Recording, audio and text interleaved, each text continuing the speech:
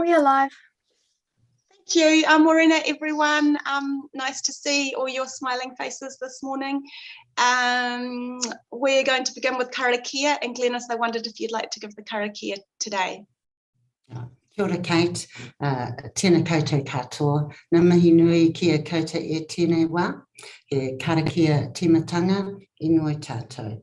He henori, he kirori ki te atua, he mangaronga ki te whenua, he whakaaro pai ki ngā tangata katoa. Āmene. Kia ora, Kate. Kia ora, thank you, Glenys. Lovely to see you all, and this morning I have apologies from Her Worship the Mayor, Rachel Rees, and Councillor Pete Rainey, and Councillor Deputy Mayor Judine Edgar. I think Judine is away on other business rather than it being an apology, if that could just be noted in the minutes. I'm going to move that those apologies be accepted. Can I have someone to second that? Brian, all those in favour? If you just want to, well, you can tick if you want, that ticking seems to be people's preference. Great, thank you, that's carried. And we're going to use first names today. I think that it's something which I've enjoyed bringing into our committee. Yeah, just kind of removing some of the barriers in terms of our power systems, I guess, for me. So I'm happy to use first names for officers as well. And I'm just going to confirm the order of business. As far as I know, it hasn't changed to the agenda that's come out. I'll be giving just a brief verbal Chair's report today, update of some of the things that have been happening in the community. I haven't heard from anyone about interest pertaining to this agenda, but I'm sure if you have any, you will let me know, or you will have updated your interest register. And as far as I know, we don't have any public forum today. Is that correct? Maybe April? Yes, that is correct. Okay, so no public forum today.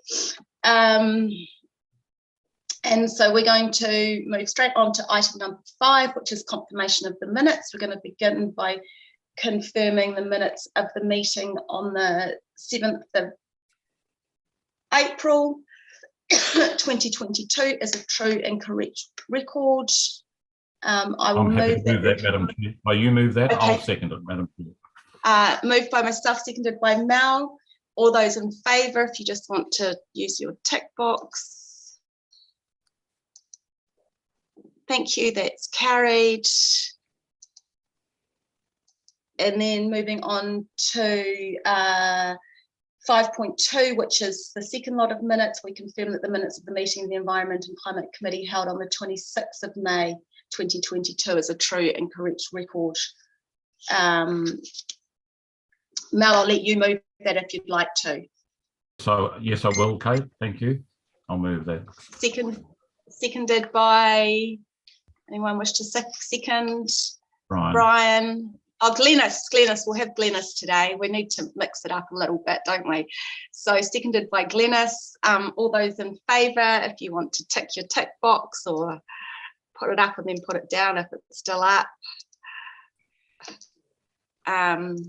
So that's carried for the 2 minutes. Moving on to item number 6, which is the chairperson's report. I just wanted to briefly update you on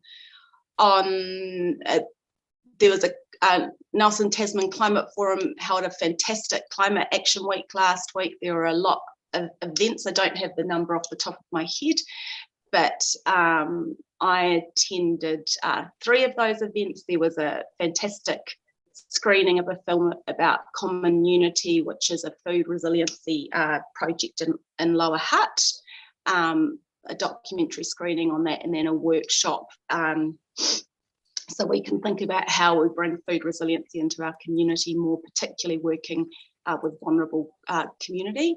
Rachel Pemberton is saying there's 14 events, and Brian is saying he drove the Tesla. Okay, well, that's fantastic. So Rachel and I then joined Mayor Tim King and there was quite a few members of staff from TDC, Rachel. So we joined a forum on the Thursday night. It was on Zoom, and it was really, really great in terms of informing the community of the many, many different ways we're responding to climate change. I felt like it went really well and it was really enjoyable. And it would be great to have that sort of question and answer session again, maybe in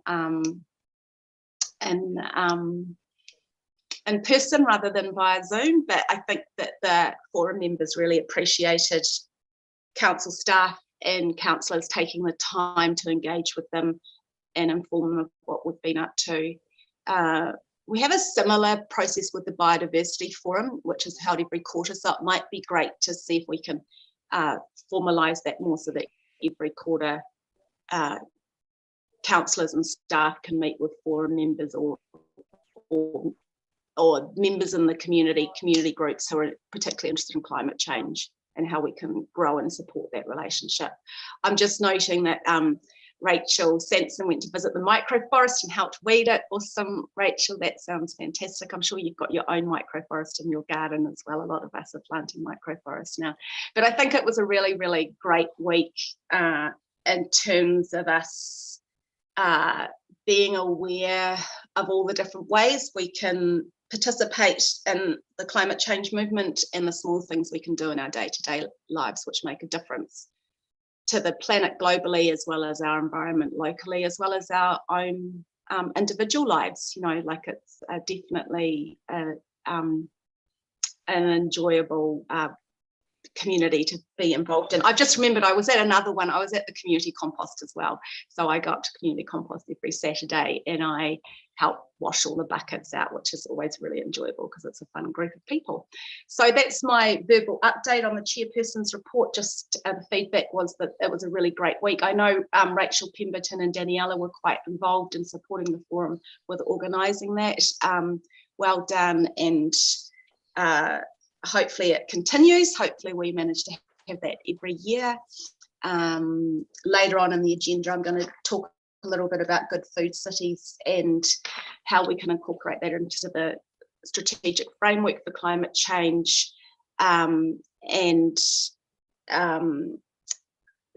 mayor messaged me last night and said, wouldn't it be great if we had a good food city month or something like that where we promoted food, the amazing food of this region. So maybe this climate action week might grow into an action month or every day as well. But it was just a really great initiative and good to be a part of.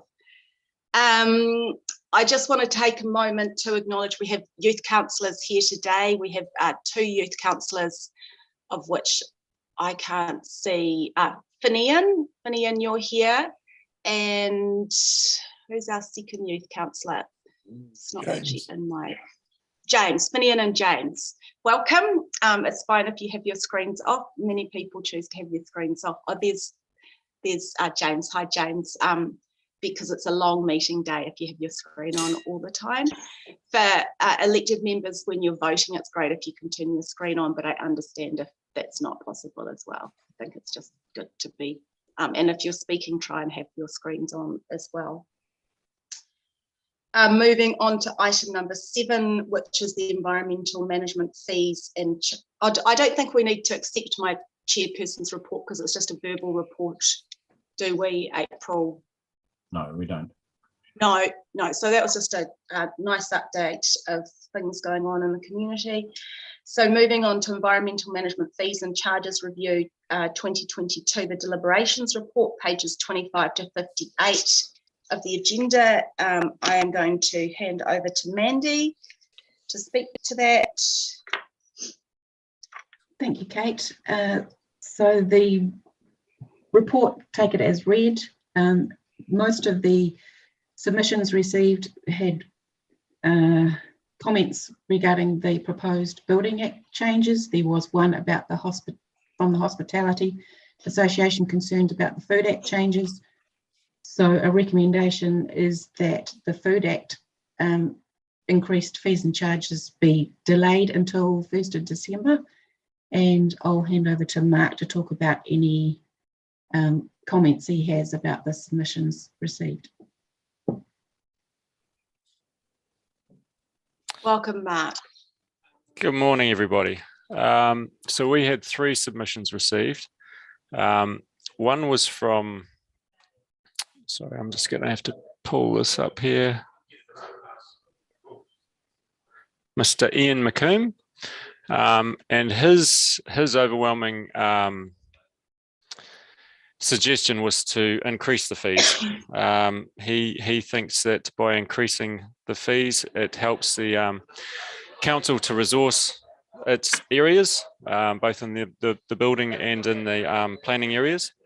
And that way we're able to provide a better service, get things out on time, and that helps the industry as a whole, because they don't have the delays and that sort of thing. So that was sort of around the essence of his submission. Mr. Clive Lewis, he raised matters around the Simply portal. That's something that we're fixed with at this point in time. We are looking to go to another portal probably about 18 months time, which will align with TDC, so that will help the case. But also he raised matters around asking for a copy of title if it's 3 months or older when you're applying for a building consent amendment. It's a requirement of the Act that you provide proof of ownership, and our portal asks for that if it's older than 3 months. So that's something that we just can't change.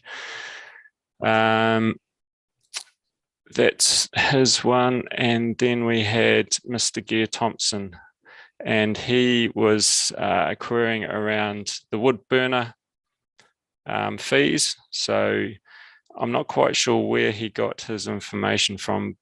He was suggesting that the fees were going up to $625, but what we're doing is we're fixing the fees at $450 for a freestanding wood burner and $625 for an insert wood burner. What we've found is that if we actually charged the actual costs that we incur for doing these jobs, it would be a lot more expensive than what we're suggesting to fix it there. So this is actually subsidised. Then he was talking about formal amendments. He was saying that he disagreed with putting up the price to $450. So we have two amendment processes. We have a minor variation, which is an on-site one. That is a lot less expensive, and it's a lot easier, quicker process to do. That's still in place. But the formal amendment process, what we've found is that a lot more.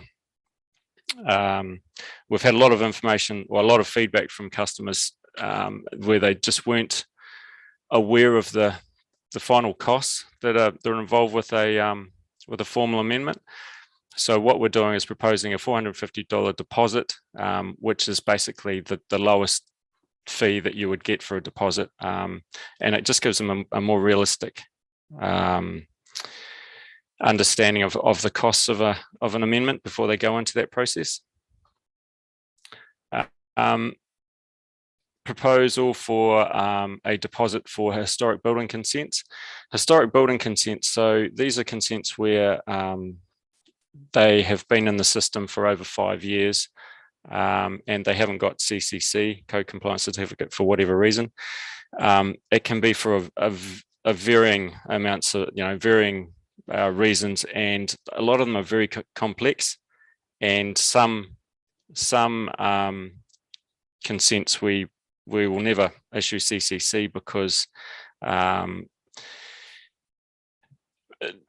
various circumstances, like for instance, if they've been left so long that we can't get documentation out of engineers and things like that, we'll never be able to issue the CCC. So these things can take a lot of time. And what we've found is that in the past, people have gone down this road, started going down this road, taken the first thing to do is get a file review done. They've gone through the file review process and then found it's been too difficult, and then they've never gone any further, and we've been left out of pocket. So basically what we're going to do is introduce a $250 fee just to cover that initial process. So that's that proposal. And then Gia also raised a question around certificate of acceptance. So I've added a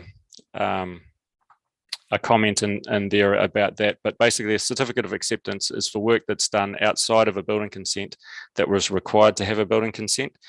And we have initial application fee of $1,000, and that's basically a disincentive to do this. So we have an initial fee of $1,000, and then whatever fees would have been applicable for that building consent had they got it. And this is a approach that's taken by all councils around the country. They vary in the way that they approach it as to what the initial fee is. Some charge 1.75 times what the appropriate consent would be. Our approach is that we just charge a flat fee at the beginning and then carry on with the process. So that was the submissions that we received on the Building Act. So just to summarise, that the proposed changes to the building fees and charges are recommended to increase as we went out for consultation, and to keep those changes as proposed. And we're happy to answer any questions.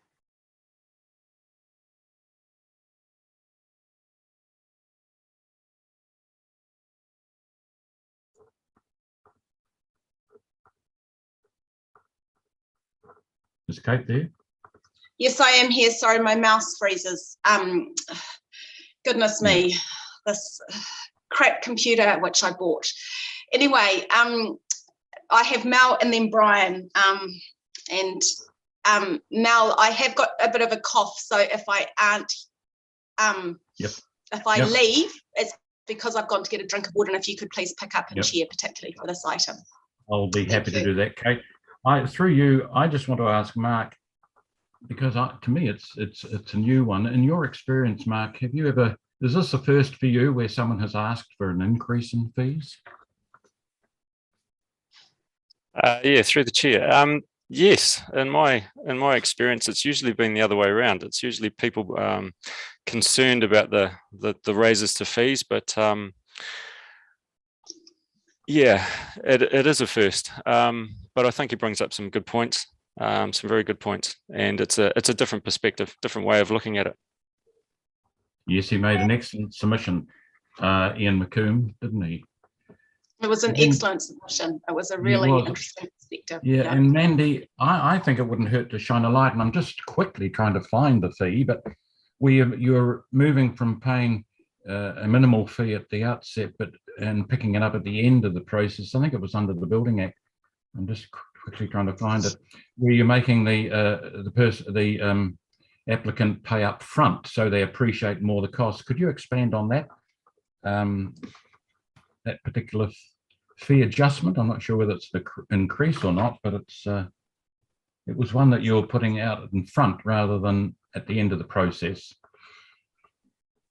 So through the chair, the resource consent fees and charges are just proposed to increase by CPI. So that's for all deposits, and the staff charge out rate is to increase by CPI. Some of the Building Act fees and charges were proposed to have a fixed fee upfront cost, as opposed to a deposit and then charging. That's the one. Yes, that's the one I wanted you to shine a light on, because it's quite a reasonable amount, isn't it? And it's so long as people understand that it's being paid at the commencement of their the process that they're embarking on, and not at the end. And the reason for doing that is so they understand the the fixed for them. Yes, that's more the case. So the fixed charges better represent either the actual cost or actually a subsidised cost for some of the wood burner prices, because the actual costs are actually quite high compared to the nature of the work. So we've had feedback from customers that it's a high cost to provide heating. So that's why Mark has recommended that they be a fixed fee at a reasonable cost. So through the chair, basically with the wood burners, the freestanding wood burners, if you added up all the costs involved, they come in around anywhere between $600 to sort of $700, and it was we just, with the feedback that we'd been getting and that cost, we felt that it was probably more reasonable to charge that, fix the fees at $450 for the freestanding and $625 for the inbuilt, and they would just have to be, they would be subsidised effectively. Thank you, Mark. Mandy? Thanks, Mel. Brian? Yeah, thanks. Just a couple of questions from me. I'm just wondering, can you just remind me what's the cost recovery ratio for the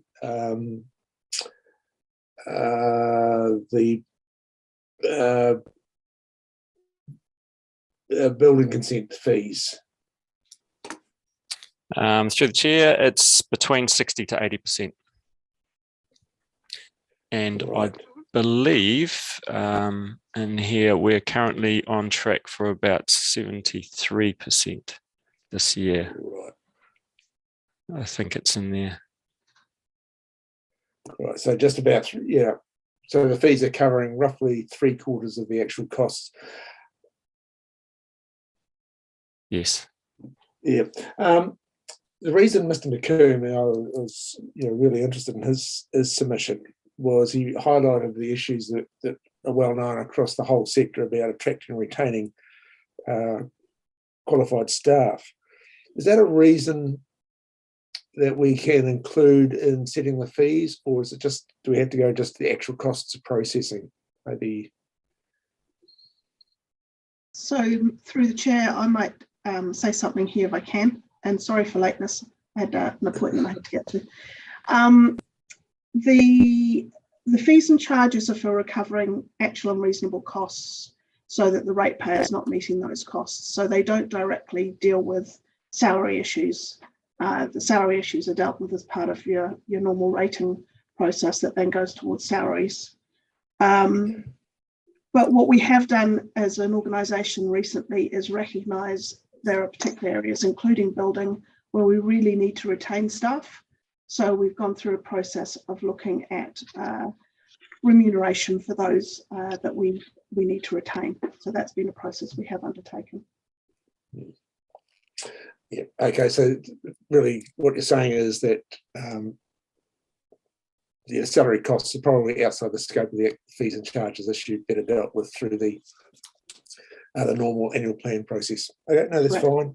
Correct.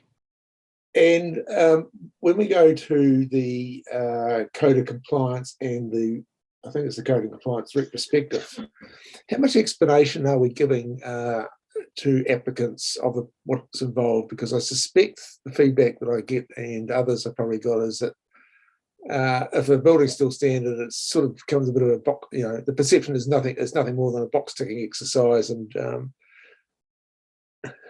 so, what kind of explanation goes out to applicants when we deal with those sorts of, doing those retrospective approvals?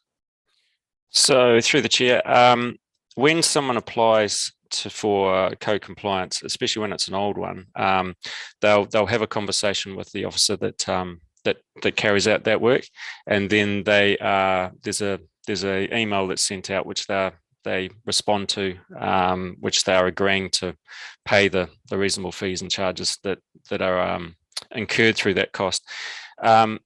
Generally, they are reasonably well aware of what the situation is, because we have to go into it, and when they have that conversation, the officer has to make himself aware of where that consent is up to. So during that conversation, there is, there's that information being shared at that point in time. Yeah. That's fine. Thanks very much. Just probably an opportunity for a bit more publicity generally in comms. Madam Chair, Kate, I'm happy to move the recommendation. Thanks, Brian. Do we have someone who'd like to second that? I can't see any more questions. Mal, seconded by Mal. Does anyone wish to debate? I feel like the submissions were excellent. They were balanced for a nice change. In fact, the submission suggesting we put up our fees was a very insightful submission. So definitely appreciative of the hard work that staff do, and appreciative of the fact that if their people are paying, then time becomes the essence. And so if you have a team who are employed, then you can actually get the work done clear. So I thought that was a really good submission, supporting the work that council does. And the reality is that we need to make sure that people do build their houses safely. So does anyone wish to debate this item? I can't see any hands up. I think it's fairly straightforward, and I think that we had quite a lot of time to think about it as it was consulted on, and we've heard deliberations already. I haven't had any emails. I can see Matt's hand's just gone up.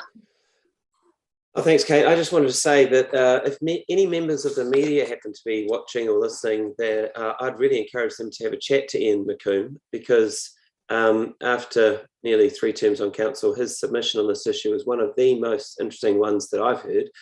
And I think he gives a very valuable perspective on the challenges that we face. And I think he's got a really interesting story to tell. So if any members of the Fourth Estate do happen to be watching or listening, Ian McComb would be a very good person to talk to. I think it'll make a great story, a very informative and interesting story for our local media. Thanks, Kate. Thanks, Matt. I think you're absolutely right. I do think that his perspective, because he's worked in council, and also he has an interesting perspective in terms of building smaller houses and sustainable houses, I think. So a really interesting perspective on how we can really build productively and sustainably. Okay, I am going to put that recommendation. If we all just use our tick buttons to vote, please.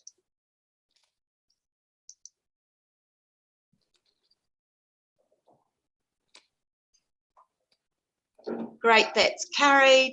We're going to move on to the next item on the agenda, which is item number 8, the effectiveness of the compliance strategy 2020, pages 59 to 82 of your agenda.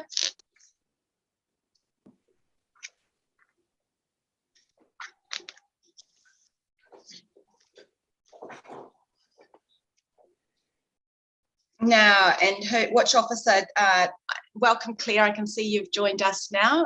Mandy, are you speaking to this again? Okay, great. Yes, thank you, Kate. Take the report as read. The effectiveness in doing this report, it was actually quite difficult to figure out how to measure the effectiveness of this compliance strategy, and I did communicate with my colleagues and other councils about what they do, and this is where we landed, which I think is a reasonable starting place. And I will be doing some more work with other council colleagues to just compare what they do further, and also ask them to have a look at our compliance strategy and make sure it is consistent with other documents. So in the recommendation, I just want to point out that number 2, where it says notes, officers will request an external review of the enforcement strategy. That should be, for consistency, it should be the compliance strategy. So apologies for that word exchange there. And I'm happy to take any questions. Do I have any questions? Brian, I have a quick question in terms of the requesting of the external review. Do you feel that that's an important piece of work to be doing, Mandy? I just know officers are really time poor at the moment. It does give a good, I guess, second review. A second pair of eyes is always good, especially from people who are doing similar work in other councils, because you can, it is helpful to have a second pair of eyes to look at that, from an outside perspective. And through the chair, I might just also, excuse me, add that a couple of years ago, there were people from different councils that would go into other councils to do those reviews, and it was actually very helpful. So, okay. Yes. Okay. So I have Brian, then Melvin, Gail. Yeah, hey, thanks, Kate, and for you. Yeah, I've what emphasises actually quite an important document, central to sort of the council's regulatory function. Just in terms of your consultation and external reviews, I'm just wondering how broadly you went and whether you went beyond the local government sector. I'm thinking some central government agencies also carry out regulatory functions, and others of a quasi enforcement also do sort of regulating their own sort of industries. I'm just wondering how far you've gone in terms of consulting and just in terms of evaluating the strategy and looking for good practice. Yes, thank you. Through the chair, it's quite interesting, this situation. The regional council group, CSIG group, Compliance and Enforcement Special Interest Group, have been leading the way for years over central government with this kind of work, and actually MFE engaged with that group in order to get their guidelines out for what a compliance and enforcement strategy should look like. And following on from that, the EPA are just gearing up to do a similar thing. So while we are now sort of in the next rounds of our reviews of the strategies are comparing them to the MFE guidelines, the MFE guidelines stemmed from this group's work as well. So it'd be fair to say the central government agencies are developing their own regulatory guidelines, but they are taking the lead from that CSIG group, actually. Yeah, Okay, I suppose, what's the appetite for just looking a bit more broadly than just the regional and MFE? Yeah, well,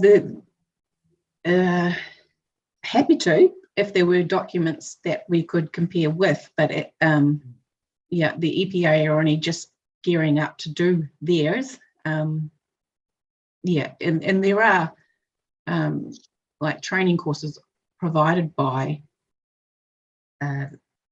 GREG, which is government regulation as well, which we do factor in. But at the moment, the documents that are leading the way to be consistent with MFE and the CSIG, they're recognised as best practice. Right. Okay, thanks.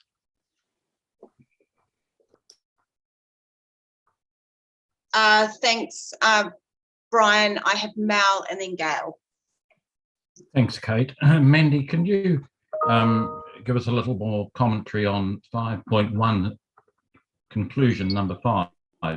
You say here most activities are generally showing a steady decline trend in both the level of reactive response and heavy enforcement. And the recent increase in the RMA enforcement reflects the increasing complexity of consent developments. Could you explain a little bit further to us? Yes, so the reactive response is basically when we get a service request from members of the public and they note something's they think might be wrong. That's our reactive response. We respond to those service requests, and most of the numbers of those types of service requests are on a decline, so they're falling, which could indicate that the level of compliance is increasing.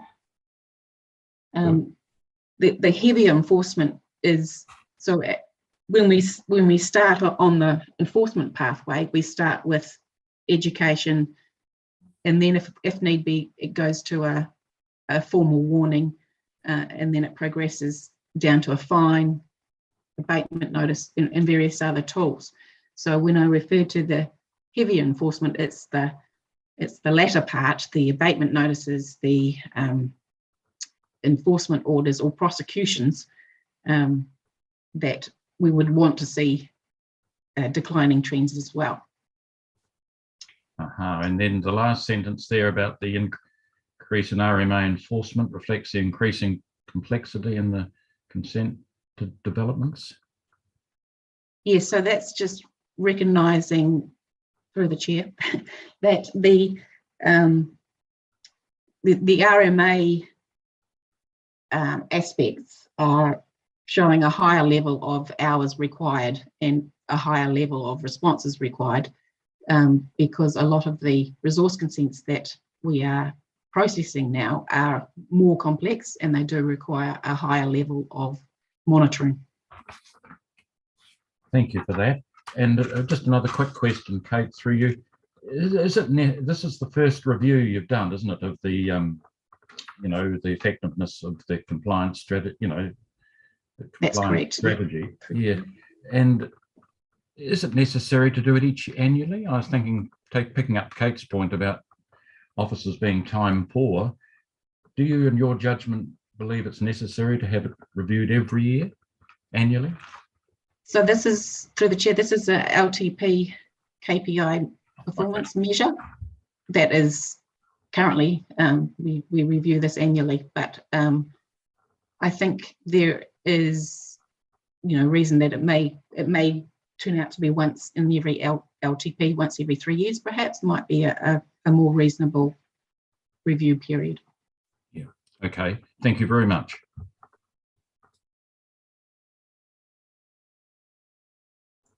Thank you, Kate.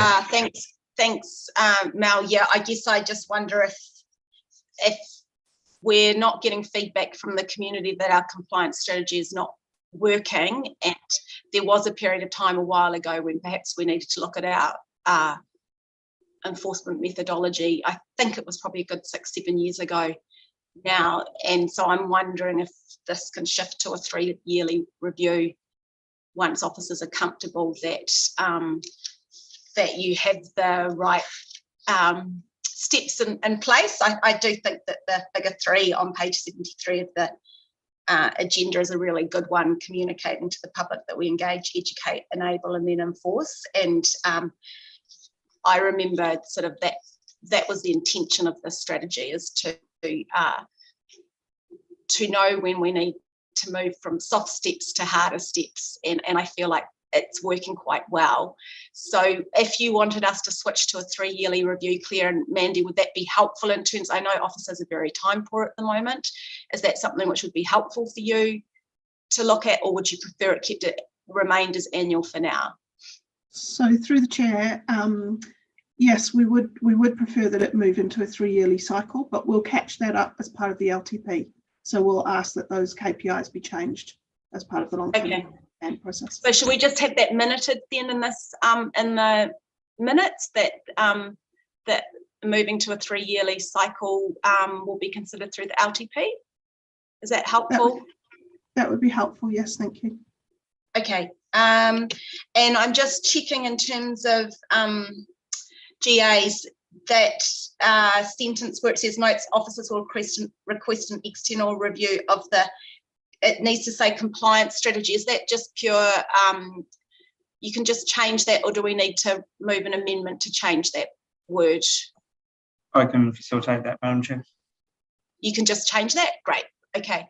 So I have Gail, then Glenys, then Brian.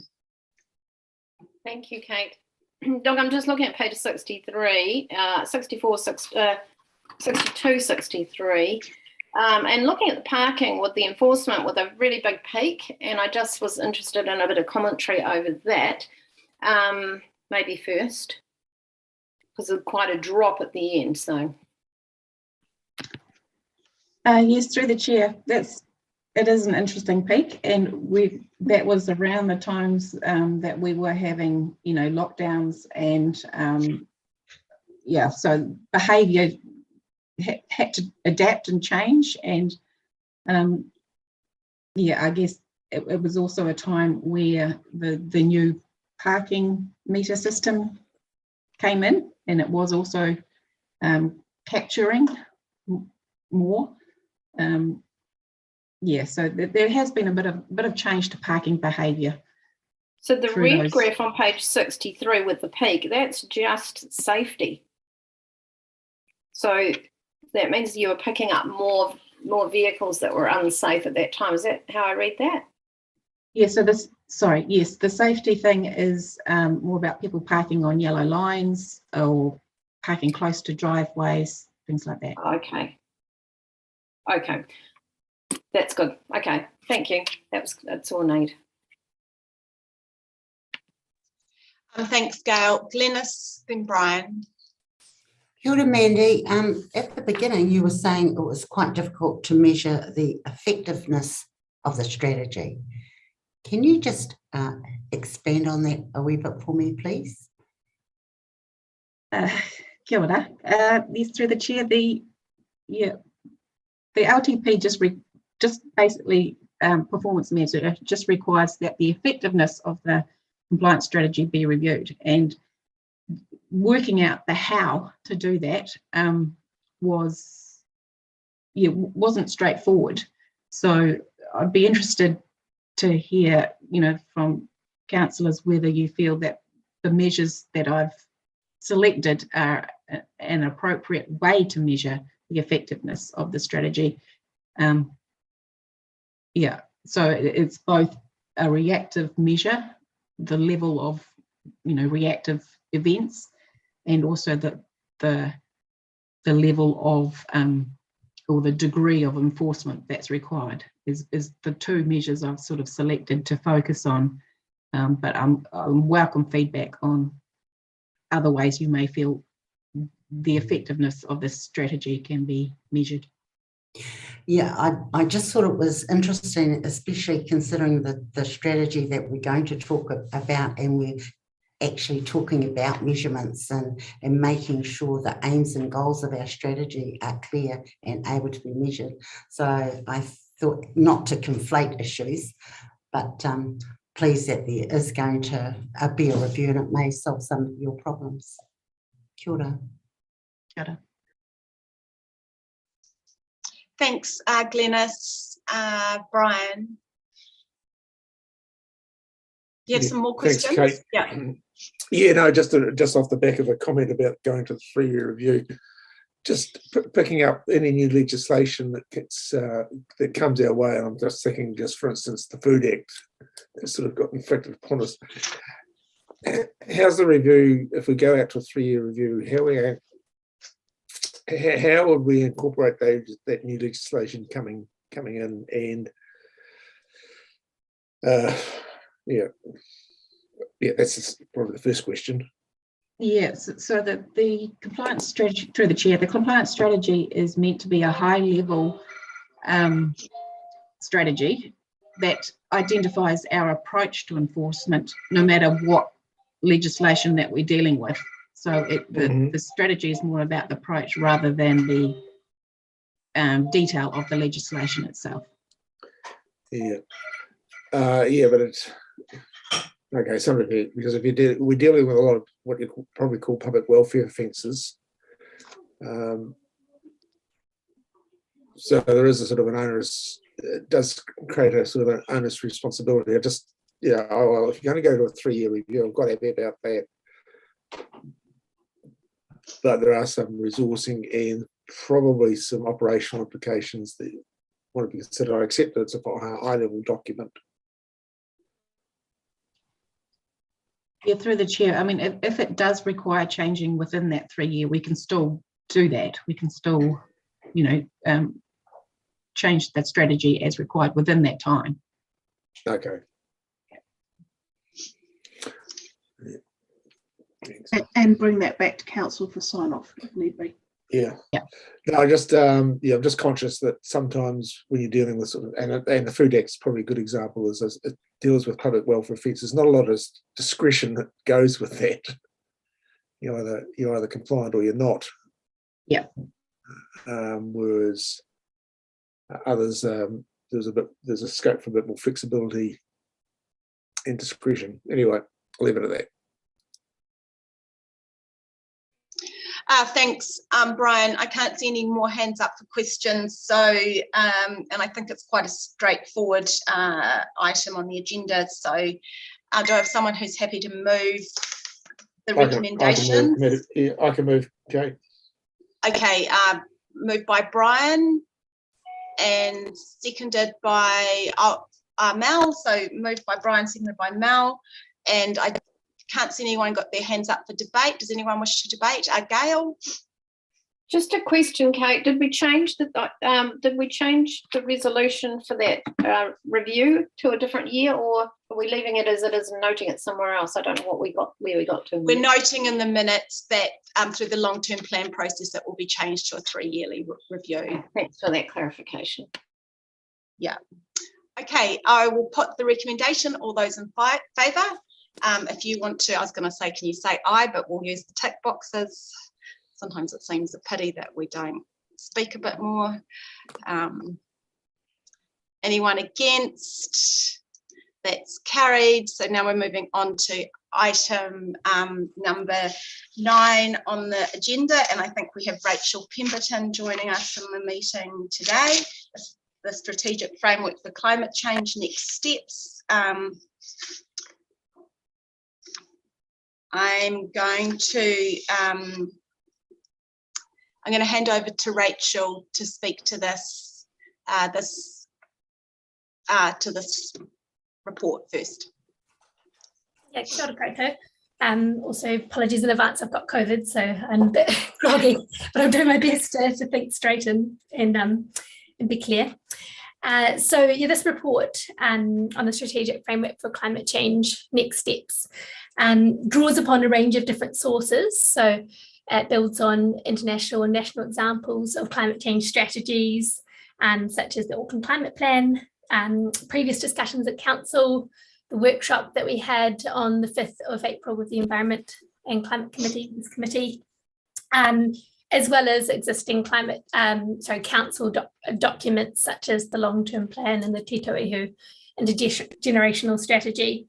So the report summarises those or draws upon those inputs and proposes a structure and content for a climate change, strategic framework for climate change.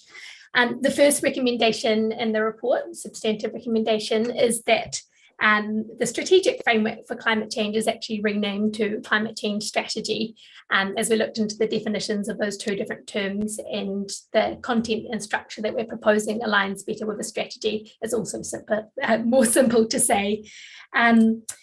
The second recommendation, substantive recommendation, is that the strategy is a community and council strategy, so not just a council strategy.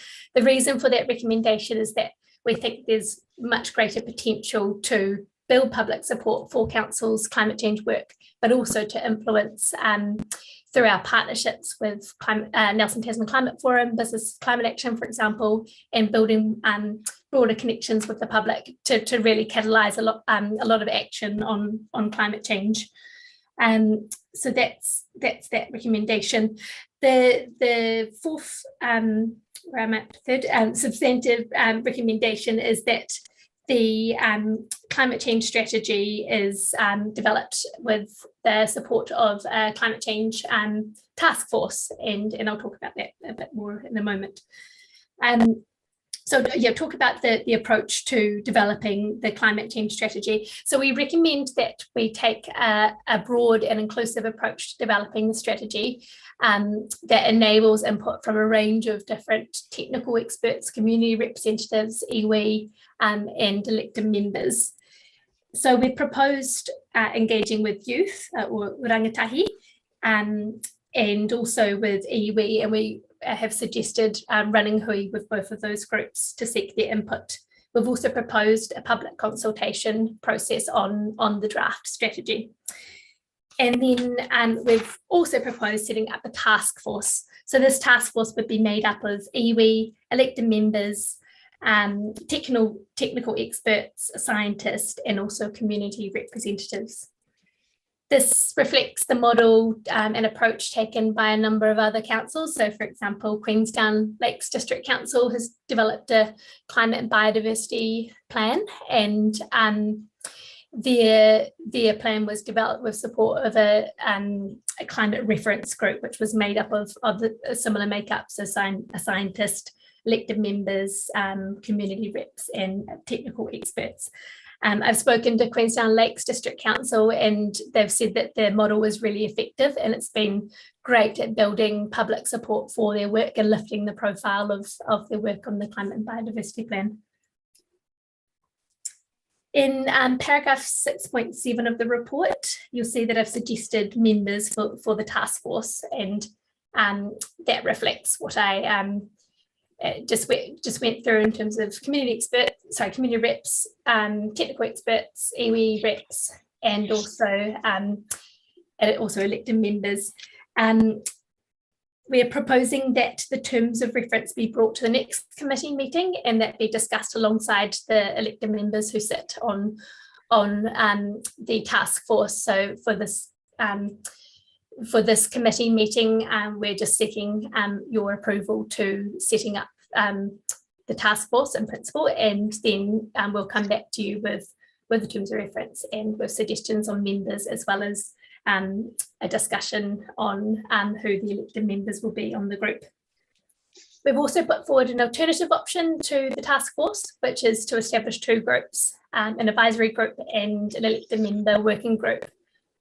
So the advisory group would be made up of iwi, technical experts, and community representatives, and the elected member working group would be essentially the governance group, which would support the advisory group. That model has benefits in that the groups would be smaller, and it would also ensure that we're giving a greater voice to the community and technical experts on the advisory group. So that option is not the recommended option.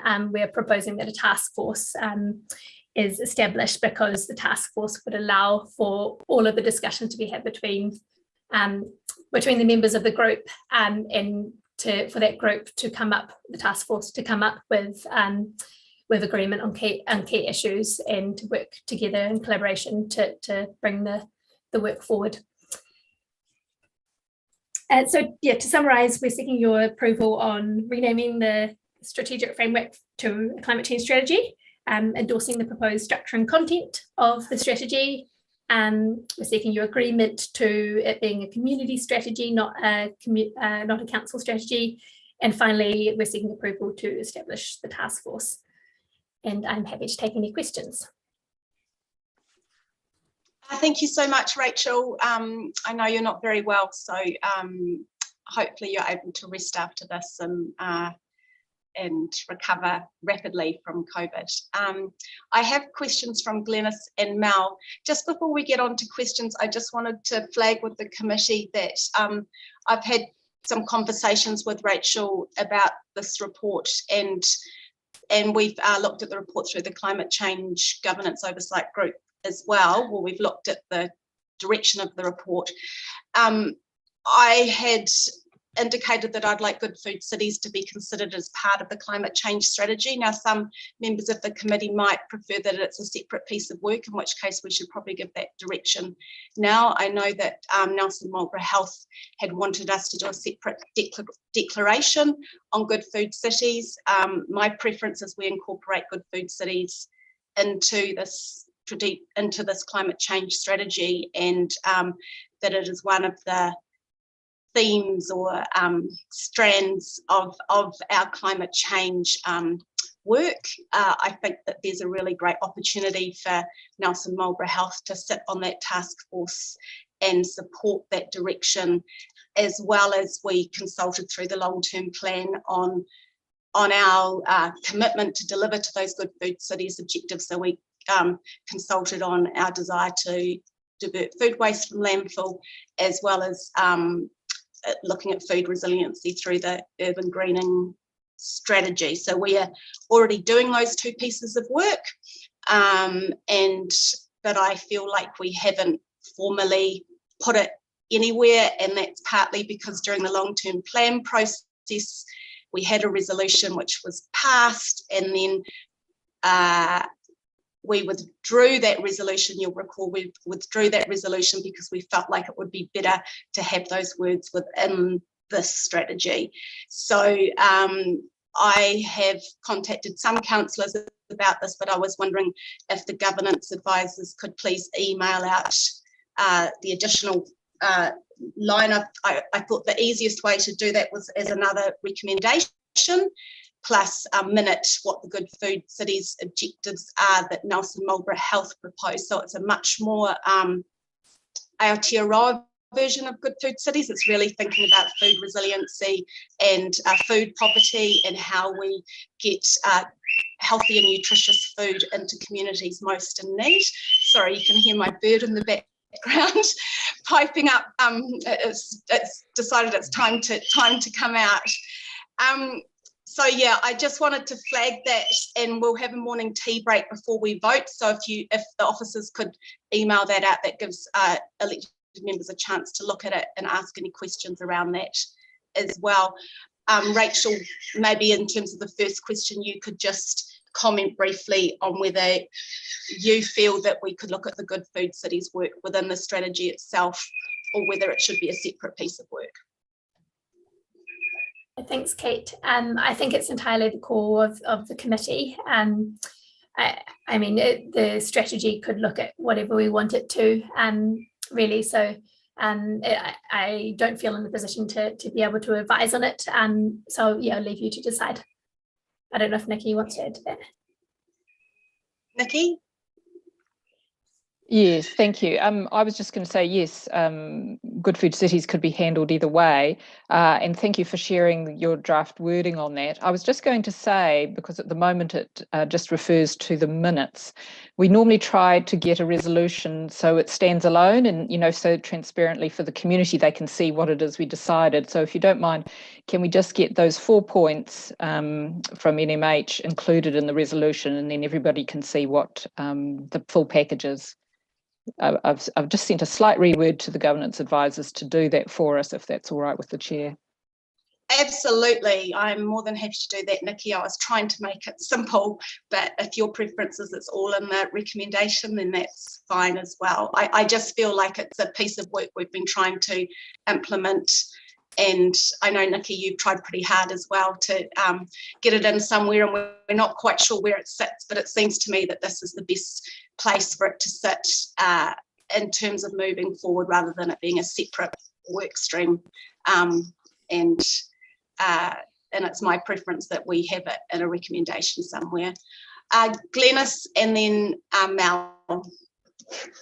Okay.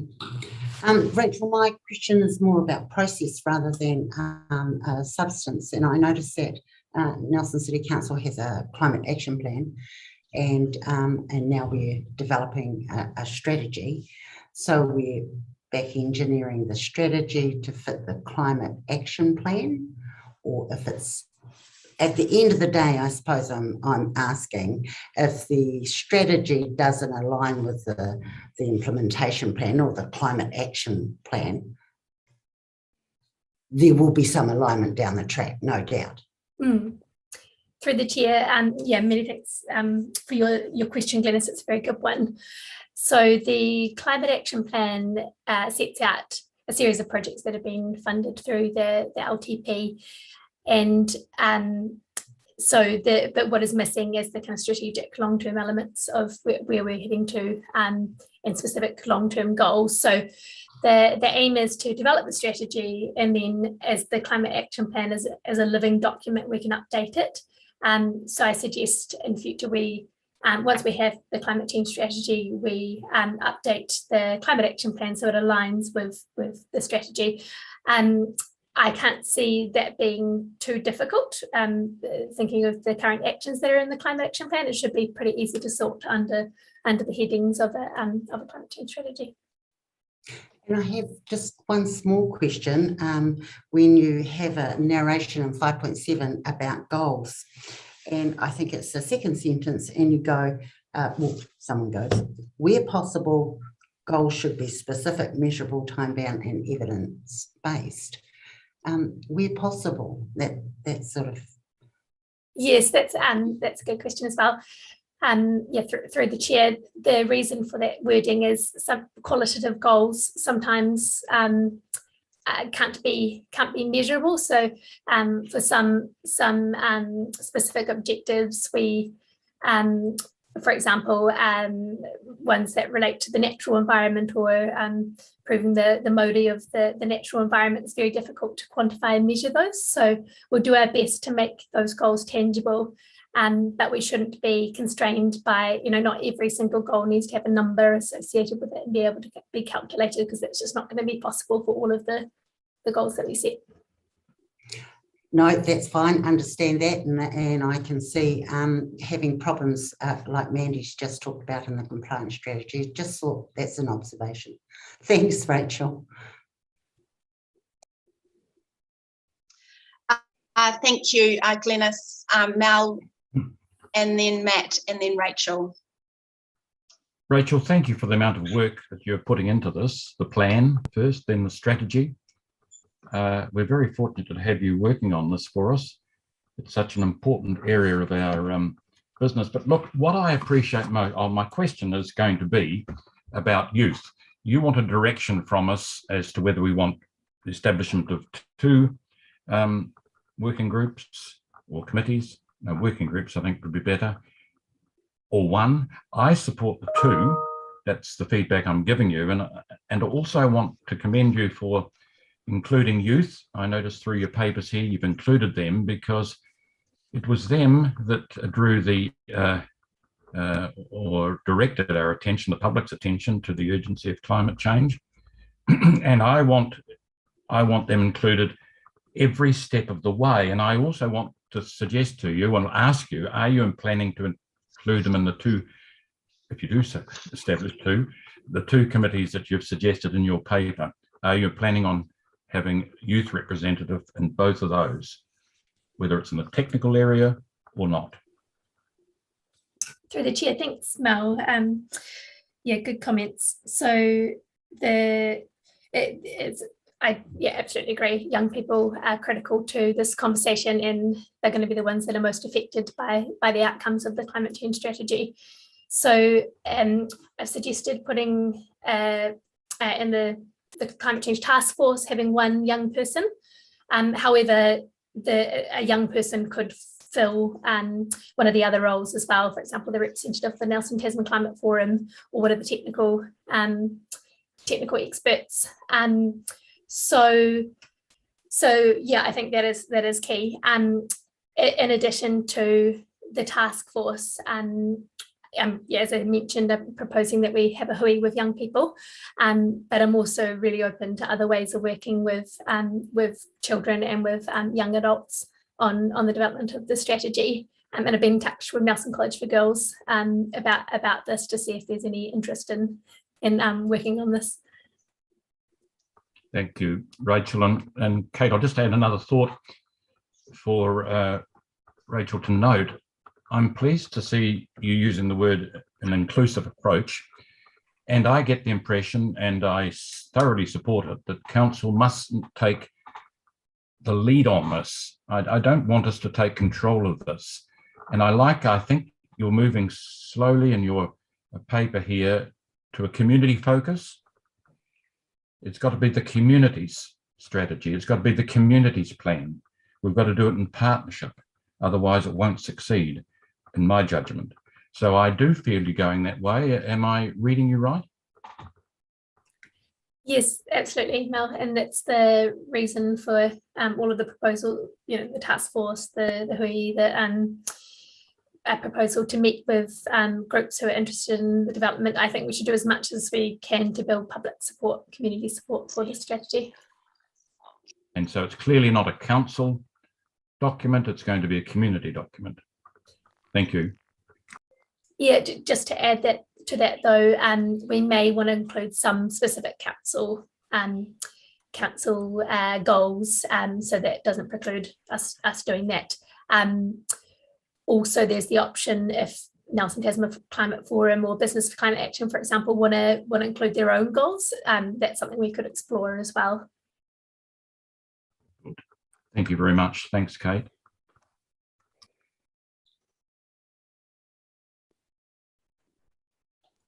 Thank you, Kate.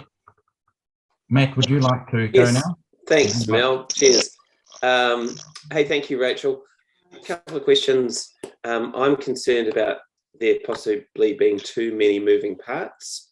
I want to see things happening as fast as possible. Which option gets things moving as fast as possible? One group or two?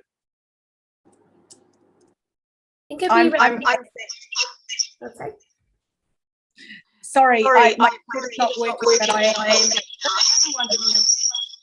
Though. There we are. Okay, so can you all hear me now? Yep. Yeah. Apologies about that. I seem to have some technical issues with my computer screen, but hopefully you can hear me. I just wanted to go back to Mel's questions around who would sit on the task force, and I know in the report, Rachel, I thought that you had just said that the task force could be made up of. You haven't finalised who would be in it. I thought that was sort of a starting list rather than a final list. Can I just confirm that there could be far more youth and far more people on the final task force? Yes, that's right. So the membership would be confirmed through the terms of reference, which we bring to the next committee meeting. Okay, great. Now, Matt, on to your question. Sorry, yes, I guess what takes the least amount of time? Yes, yeah, what gets things moving as the fastest? Through the chair, I think both options would be similar. The two groups may be slightly slower because we'd be having two separate discussions, and then we need to bring the groups together to make sure that the discussions were in alignment. But I think it's really, really similar. And also just to add that we're not pausing our climate change work until the strategy is in place. We're still going ahead and implementing the climate action plan and continuing with all of the work that we've already said that we do. So this is really just providing more of a structure and a long-term vision direction for the work program. Okay, thanks. And my other question relates to the Good Food Cities project. Do the people behind, the really good people behind Good Food Cities in Nelson, do they have a view as to where they fit? I haven't specifically had a conversation with them about their involvement in the climate change strategy. I've talked to them about Good Food Cities in general and how council could support that program. I don't know if anyone else, Nikki or Kate, has had that conversation with them. I've had a conversation with them. Rob Beaglehole from Nelson Marlborough Health's preference is that we do a separate declaration. Lauren from Nelson Marlborough Health is quite happy for us to incorporate the work into the climate change work. I think she sees this piece of work as being about something much more Aotearoa based. Right? So the Good Food Cities Declaration, which is international, is a declaration we could make in terms of showing climate change leadership. But if we're really serious about food resiliency and getting healthy and nutritious food into our most vulnerable communities, this is probably a better way of doing it, because you're looking at the principles and objectives of the international Good Food Cities, but then you're looking at how you can incorporate that in an Aotearoa or local context. So in my follow-up conversations with Lauren her preference was that that's why the words are slightly different to the International Good Food Cities objectives. There's a lot more around equity and food resiliency in it. So I don't know if you remember at the workshop, we pulled up that food map where you're trying to move food from food banks into people growing their own food locally. So Lauren's preference is that we look at models like that. So I guess her preference is that it's a climate change response, but it's got a whole lot of other co-benefits rather than just purely decreasing emissions. If that makes sense, Matt. Yep, okay, but if we go down the route you're suggesting, Kate, will that require some ongoing input from them? Yes. And are they up for it? Yes. Okay, cool, thanks. They've been totally up for it. I think the task force would be a good mechanism for them to be engaging with council actively, because those conversations have not been happening as far as I'm aware. I'm sure Nikki has been trying to, but everyone's busy. And I think that this allows that input to come in a multiple co-benefit way rather than just around the Good Food Cities, which would require another piece of work. So it would delay that. Well, I suspect it would delay it. Maybe Nikki's got some comments on. It's also, I should have added, it's the Mayor's preference that we take this path, that we incorporate the Good Food Cities into the strategy, and it's her preference that we look at the task force. I heard Mel say he'd prefer 2 separate groups. Her preference is that we look at a task force because that's the quadruple helix model of the climatorium, where you work with local government, community, education and businesses together to come up with a strategy or a climate change response. So it's my preference is that we get on and get this piece of work done, working with the community as quickly as we can. It's probably how the Biodiversity Forum model works, and it works really well. Well, for what it's worth, I prefer the idea of one task force, and if the team from Good Food Cities want to engage in this way, if that's something they're keen to do, then I think that would be very valuable. So I would support that as well. In case anyone's wondering. Thanks, Matt. Rachel. Thanks very much, Kate. Kia ora koutou. So I just want to say, I feel like this is an awesome piece of work. And so thanks to Rachel Pemberton and the staff and the elected members involved in this. I've just got a couple of, I guess, questions, suggestions, so I'll just work through them. On page 89, 5.8, the proposed content to include in the climate change strategy. So under reducing waste, I was wondering if it would be possible to add in, after reducing waste, maybe brackets with something that says something like including food waste through composting, etc. And I'm happy to email that through, just because I looked through this and there's nothing really that specifically speaks to that. And I thought it would be a way to kind of make sure it's in there. Under maximising opportunities to improve energy efficiency, I wondered if we could put improve energy efficiency and resilience, because I think that that's a really important part of what we're looking at here. And there is work already underway to look at how we can improve resilience, our energy resilience in the region through renewable sources. On the next page, it's got, so I guess there's a couple of areas that I feel are maybe not adequately covered, and maybe I can just ask about these and then somebody could give me their thoughts on, where they feel it may sit. But under the building resilience to climate change impacts, I just wondered if it was clear enough about avoiding maladaptation. So it's got including avoiding new development in at-risk areas, but I think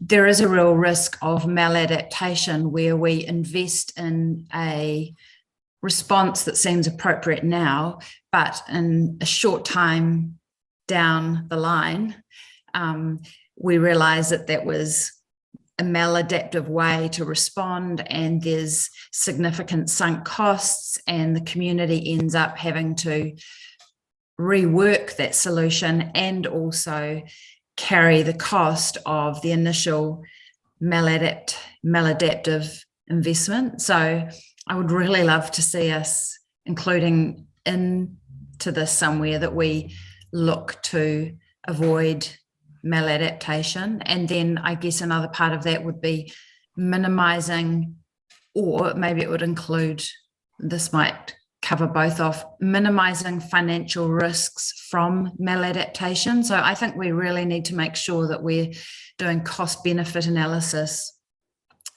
along, like with a climate change lens and in this work.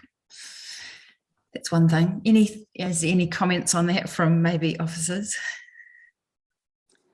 Just before you reply, Rachel, I'm going to suggest, just before you reply, Rachel Pemberton, I'm going to suggest Rachel Sanson. Maybe I think that those minor edits are a really helpful and really good idea. Is it helpful for staff to have them emailed through and included in the minutes? And do we need another recommendation that minor edits are made? It's not really a strategy yet, it's just the report on the so maybe Nikki, you could comment on that. I've just, in reading it, I just noticed that it's a reducing consumption and waste. It's not just reducing waste, so reducing consumption and waste. And Rachel Sanson, you had a really good definition of degrowth as well, because I just noticed that we're a bit silent on regenerative economies and what that looks like. I think that that's an important part of the piece of work, particularly working with NRDA, and I would love NRDA to be on the task force. I'm sure maybe that's been missed out, but to me the work of the NRDA in terms of regenerative economy is key to our climate response. So if you're happy to, Rachel Sanson, maybe you could email through to the GAs, Rachel Pemberton, Nikki and Claire, and myself and other councillors, if you want to, those slight changes, if you're happy to do that in the break. And I think we'll take a break. We'll hear from Rachel Pemberton, then Nikki, in terms of the path forward, if there's a few extra things which councillors want incorporated. I think we definitely went out in the long-term plan around composting food waste, so it's important that that is in there. I captured that in the Good Food Cities bit, and but I don't really mind if it's in that bit as well. It can be duplicated.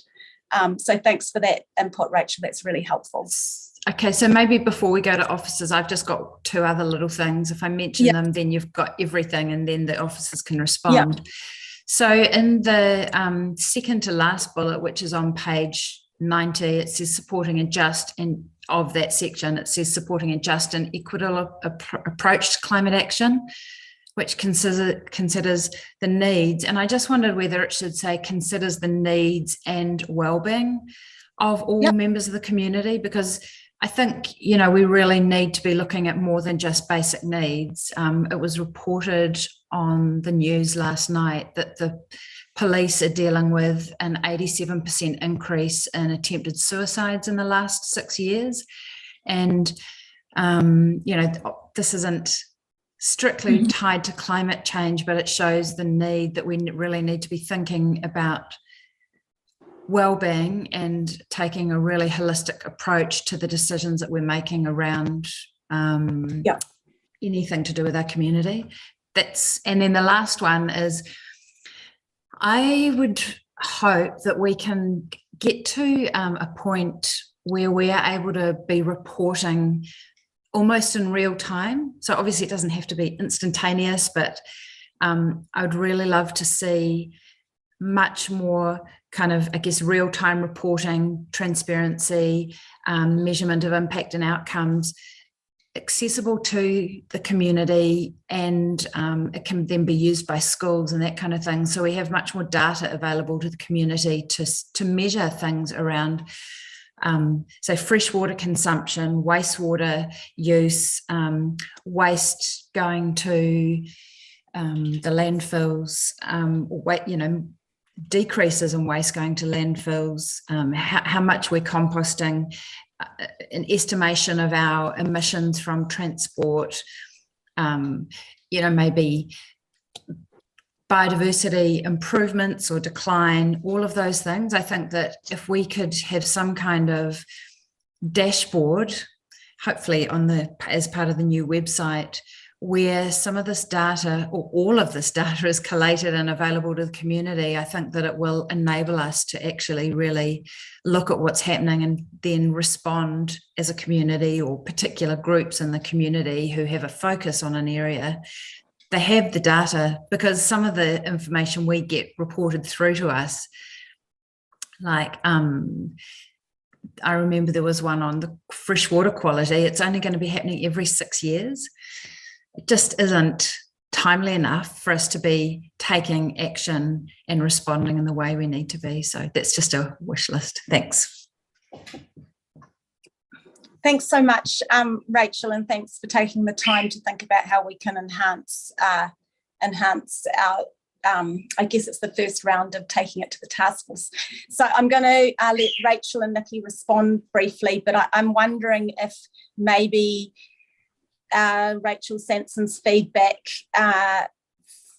is incorporated into the basis of what you'd be giving to the task force to look at, Rachel Pemberton, rather than changing your report per se.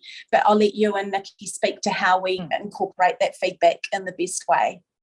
And maybe in the morning tea break, you can come up with some words for our recommendation, which allows you to incorporate all of the feedback. Yes, thank you through the chair. So Rachel and I have been having a chat on the side just so I can respond for us both, but we're happy with all of those suggestions from Councillor Sanson. Those look great.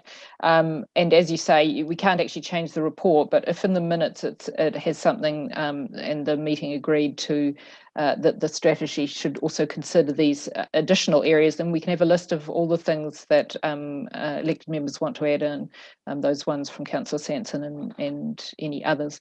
And I should say that Rachel actually had maladaptation in her first draft, but it was taken out during the review process because there was concern that the community probably wouldn't understand what that meant. So there's obviously, we'll do a bit of work around explaining it, what the term is when we use it. So we'll add that in. Thanks. And then I've just got a comment around the task force. So it's great to see that the Queenstown approach to having a task force is being recommended, and I really support that. I think when I look at the makeup of the task force, a couple of comments really for consideration is I don't see biodiversity, ecological representation, and under the it's got technical experts, for example, energy, buildings, transport, or the forestry sector. So I think that if we were considering having somebody from the forestry sector, that should definitely be an ecological biodiversity specialist rather than a production forestry specialist, because we can always get, and we have in the employ of council, production forestry specialists already. So I think that it's absolutely critical that this task force has an ecological expert amongst it, because many of the solutions we're going to be looking at are going to involve natural infrastructure and environmental responses. And then I would just might like to make a suggestion that we reach out to each of the schools, so not just the girls' college or the boys' college, but also Nayland College. I'm out just to declare I am on the board at Nayland College, but I also know that, they have a high diversity of students. I think around 20% Māori students, a number of significant former refugee population. They also have a very active sustainability group, and they were quite involved in the Danish delegation to New Zealand, to Nelson, as part of the a couple of years ago, I think 2019 or 20, and even they even did a presentation to the Danish opening of the climatorium. So it would be really good to actually see a representative from each of the schools on this task force. And then the one other comment, I do actually support a single task force, but I would want to make sure that that wasn't in any way, shape or form kind of open to being hijacked by elected members. Not that we do, but just that I think it's really important in this that, you know, elected members would be hearing from the community in this rather than kind of driving it maybe, because there is so much opportunity for elected members to be heard, but there's far fewer opportunities for the community to be heard. Okay, thanks, Rachel. I think I'll take a break now, and I note that 6.11, it says staff will prepare terms of reference and proposals on task force membership. So again, perhaps we could have it minuted some of Rachel Sampson's suggestions for membership of the task force. I've certainly noticed that there wasn't any representation from, say, the Biodiversity Forum or Forest and Bird, and ecological restoration, plus the impacts of climate change on our local environment is key. I think Rachel Sampson's also right, like there's a great teacher, Matt at Nayland College, who does the Good Food Cities work. So it would be really, really great to get some of that input from the schools as well, the Enviro schools. So we could have that noted in the minute, some of the suggestions from councillors of the task force. I'm not sure if you've got an idea of the numbers of people on the task force. I agree with you, Rachel, that we don't want councillors to hijack, but the Governance Change Oversight Group also felt that any elected member who wanted to be on the task force should be able to be on it and participate. When we did the Mayor's task force on the Vision 2060, it was quite a large task force. Nikki, you might be able to check the numbers. And I don't remember the councillors in the room dominating. There was plenty of feedback from the community, but I think it's a good opportunity for councillors to be engaging with the community and engaging with staff. And I think sometimes some elected members feel like their voices haven't been heard. So Glenys, your turn. So just something quick, Kate, is that everyone's spoken for the task force, and I just don't want to miss the opportunity to actually speak for my preferences to groups. So maybe this is not the time, but I'm just saying my preference is for 2 groups. Okay. Mel, your preference was for 2 groups as well. Can I maybe just get a quick show of hands of who's supportive of the task force first of all? Who's got their oh, Mel, you've changed, okay. No, I haven't. You mean that? No, I haven't. No, I misunderstood your question. Kate, okay. Can I ask a quick question, please? Yeah. Thanks. Glenys, I'd be very interested to hear the reasons why you prefer 2 groups, if that was all right. No, yeah, no problem, Matt.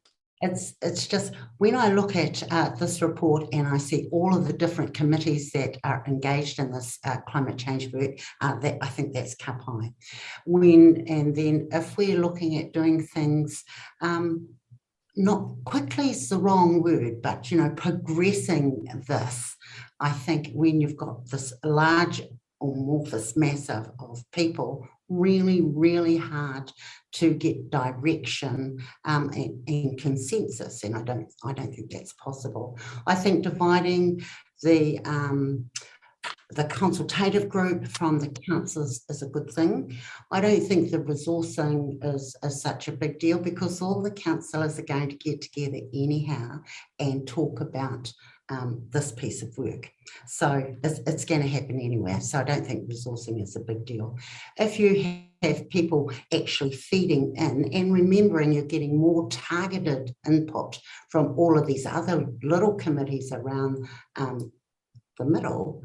So yeah, I think it will be easier to manage. I think you'll be able to get everyone's input, then staff can actually condense that, the councillors can have a look at that. I think it will progress much more quickly and be still be inclusive.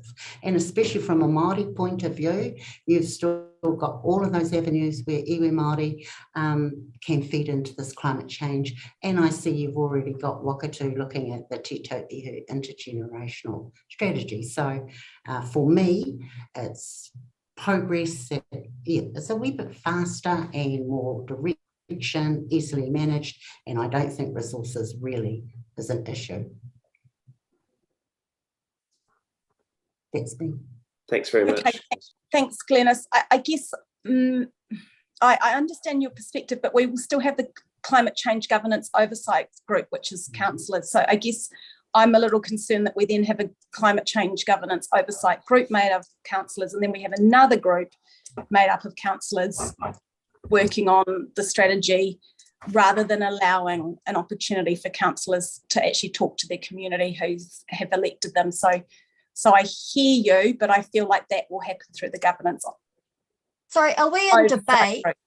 No, I'm just We're having a break. I just wanted to get an indication. I just wanted to, but I am going to take a break now. Mel, I'm going to come back to you because it's 10:30 and we haven't had a break yet.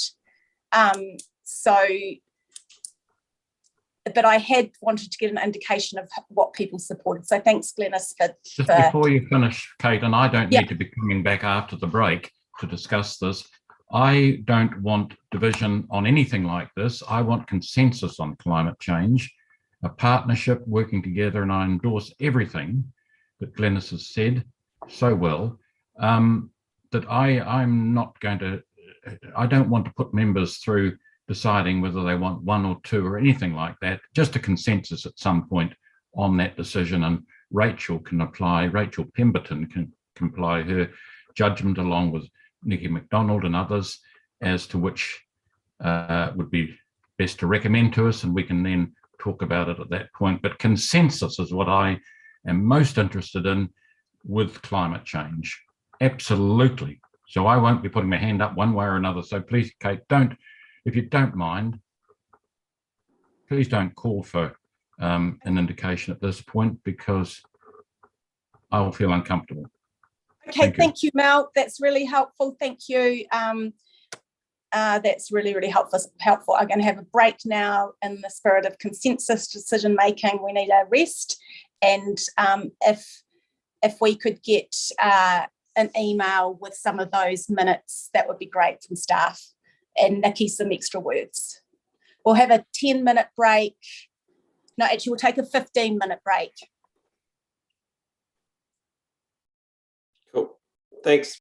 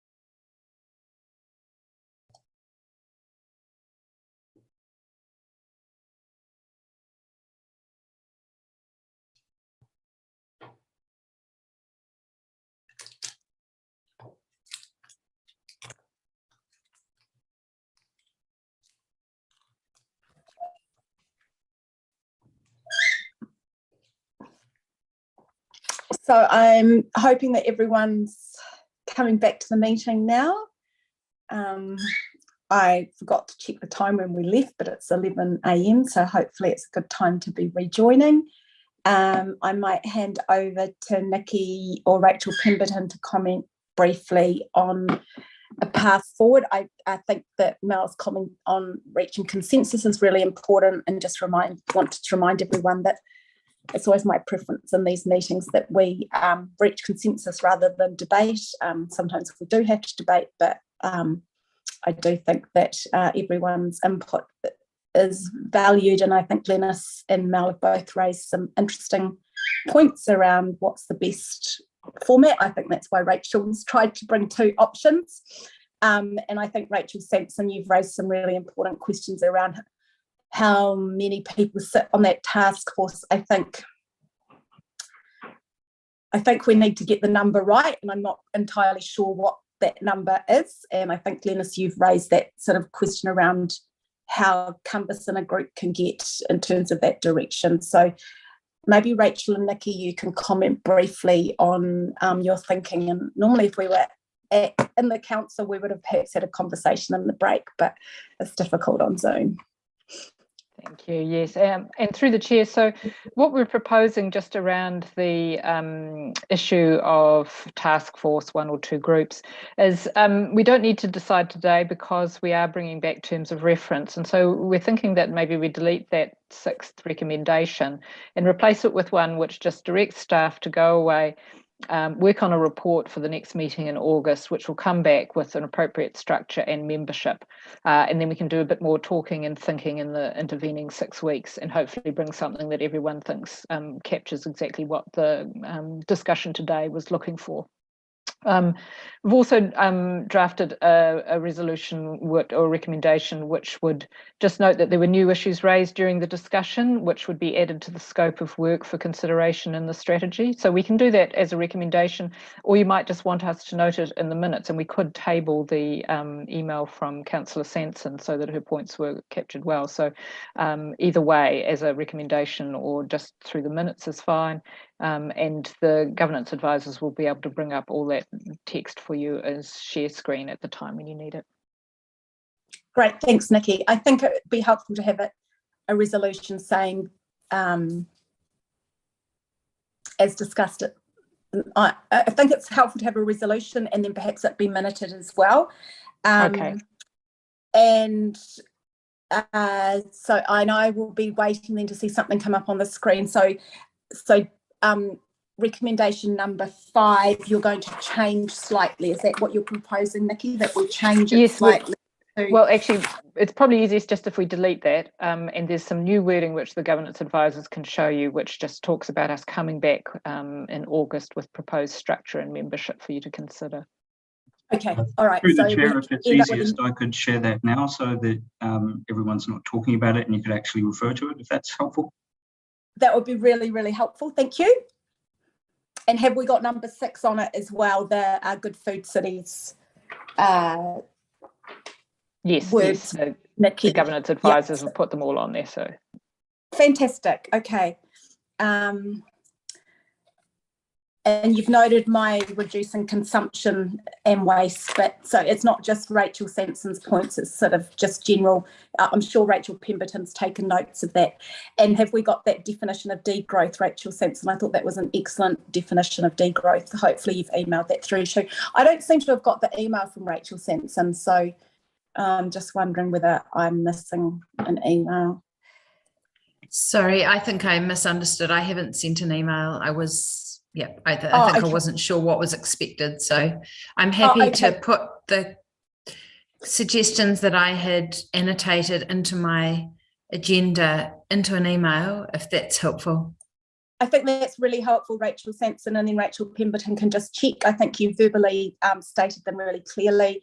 I think everyone in the committee understands what your intentions are. I think they're great intentions. Nikki and Rachel haven't found any reason why we wouldn't include those. And so I'm really happy with that. And I haven't heard from any other councillors that they have concerns about year additions, and we have to remember the task force will discuss that in more detail anyway, so there's still many iterations to come. It's just giving them a scope, a starting point of what the governance group is looking for. So I think that's really helpful. And I just note that Rachel Pemberton said that she's happy with Councillor Sampson's additions and amendments and have noted them down. But an email from you would be really helpful, Rachel Sampson, because then I can check as well in my role as chair. So I just can see the words on the screen. I can't quite. I think if we're removing number 6, then number 7 becomes numbers.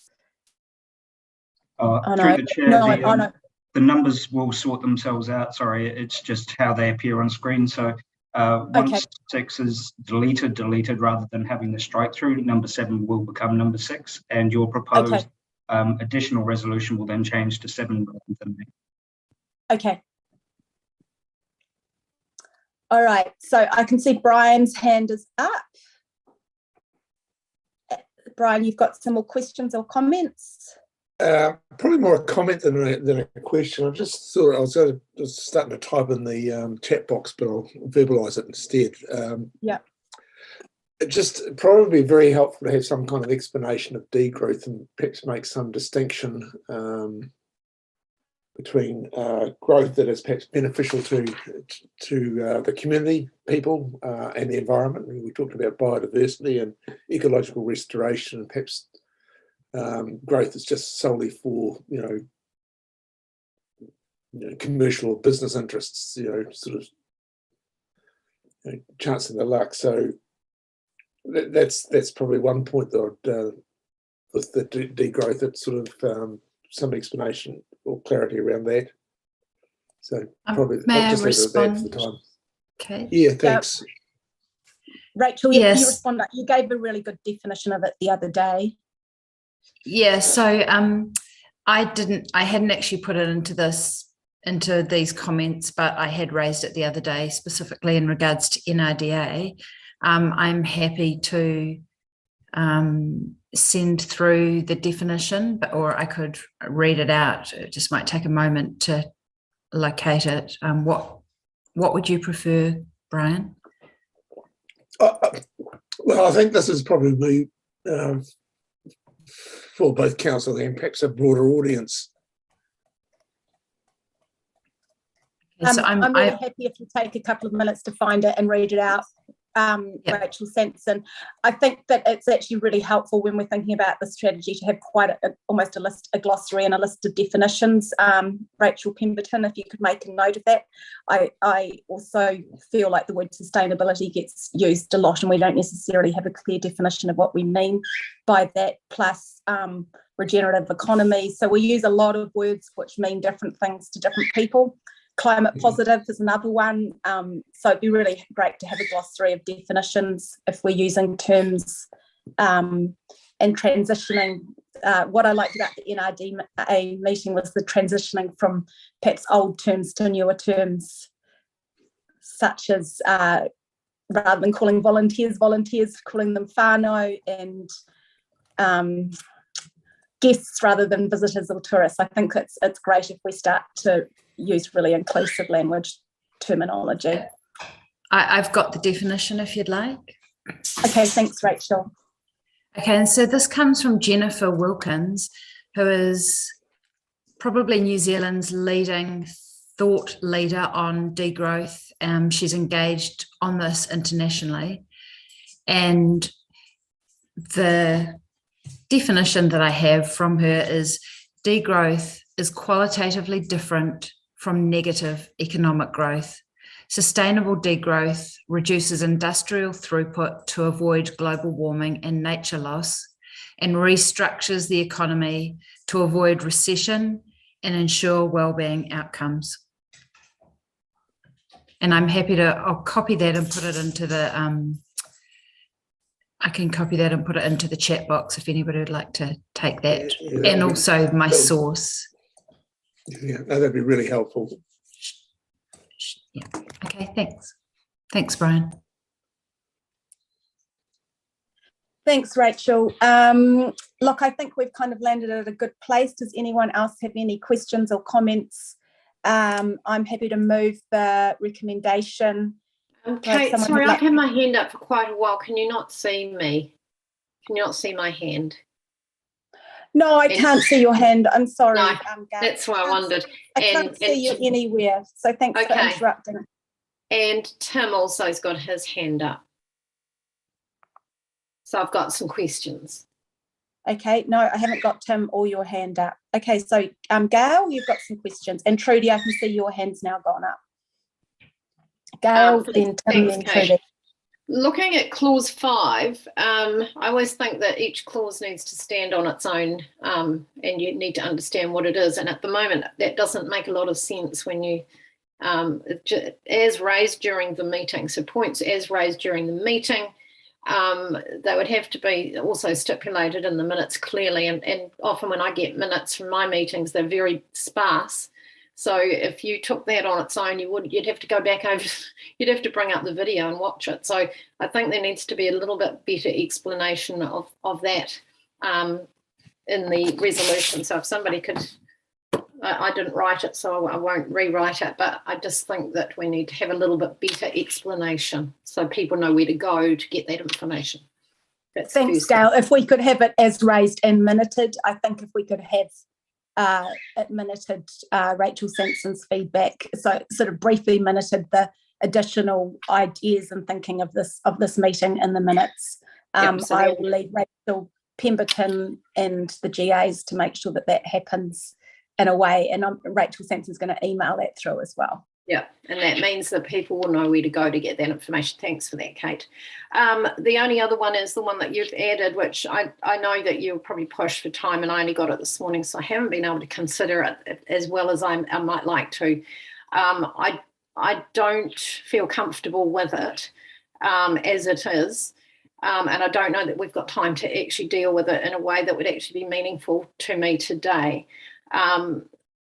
I'd be more than happy if those were stipulated in the minutes and noted and even brought back to another time, but we haven't consulted our public on it. I just think it's a step a bit out of my comfort zone right now without having been able to go and talk to people about it and see what they think, and also what it really, really, really means. So I'm a little uncomfortable with that. If you want it to remain as a resolution, then can I ask that you take that one in parts? Appreciate that.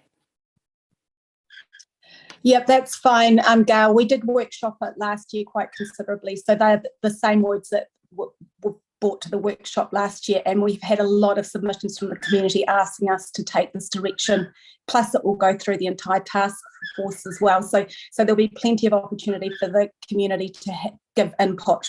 And I'm presuming the strategy will go out to the community as well for input, Nikki and Rachel. So there's lots and lots of more. It's just basically setting that governance direction that we want the Good Food Cities work incorporated into this rather than a separate piece of work, which I feel will require another report and a lot more time on Nikki and Rachel's part. So I'm happy that I understand why you're a little bit hesitant, Gail. We did consult on this through the long-term plan. We did say that we were supportive of the Good Food Cities objectives through the annual plan and the long-term plan. So we've had that there for quite some time. This is just setting it out in a little bit more detail. Perhaps Nikki, you could speak on that briefly. Yes, it's true that we have had, through the chair, a number of submissions supporting Good Food Cities action by council in the previous annual plan, and then also in the long-term plan. We included it in the consultation document and got submissions supporting it there as well.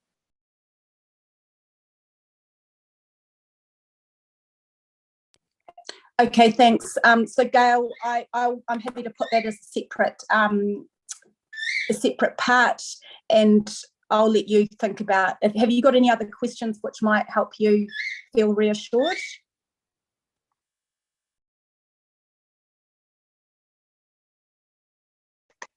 You're on mute, Gail. Thank you, appreciate that.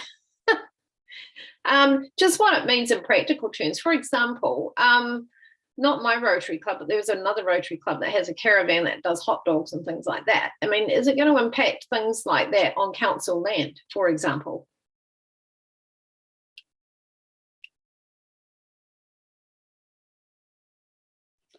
No, Gail, that's not the intention at all. The intention is that there's opportunities. Perhaps you would organise a Good Food Cities event as part of the Climate Action Week. It's not around limiting people's food choices. It's about promoting positive food choices. Okay, so there's no really important. Okay. Yeah, there's no intention to change what is already happening, but there is.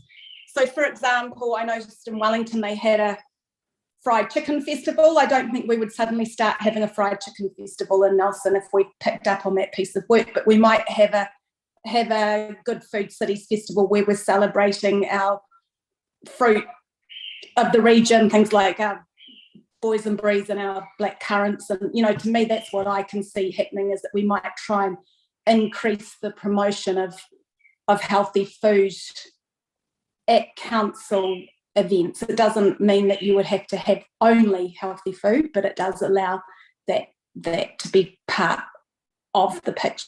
A little bit like we had the water tanker at some of our events in the past to promote the consumption of water. Okay, and then so just going to the actual beginning of your resolution, talks about delivery of Good Food Cities objectives be considered. Now, who would be considering? Who would be doing the considering? That would be the task force, and then the strategy, and then the community. Okay, that's not really very clear. Okay, and then it goes on to say including the following. So are there any thoughts on how any additions would happen to that list? Sorry, that's including the following in terms of the groups? It says endorse the delivery of Good Food City objectives be considered as part of the climate change strategy, including the following key elements, which you've got your 4. Yeah. So how would you, I mean, it indicates that there would be more. I think it's including. Okay, so the Good Food Cities, the International Declaration is based on those 4 points.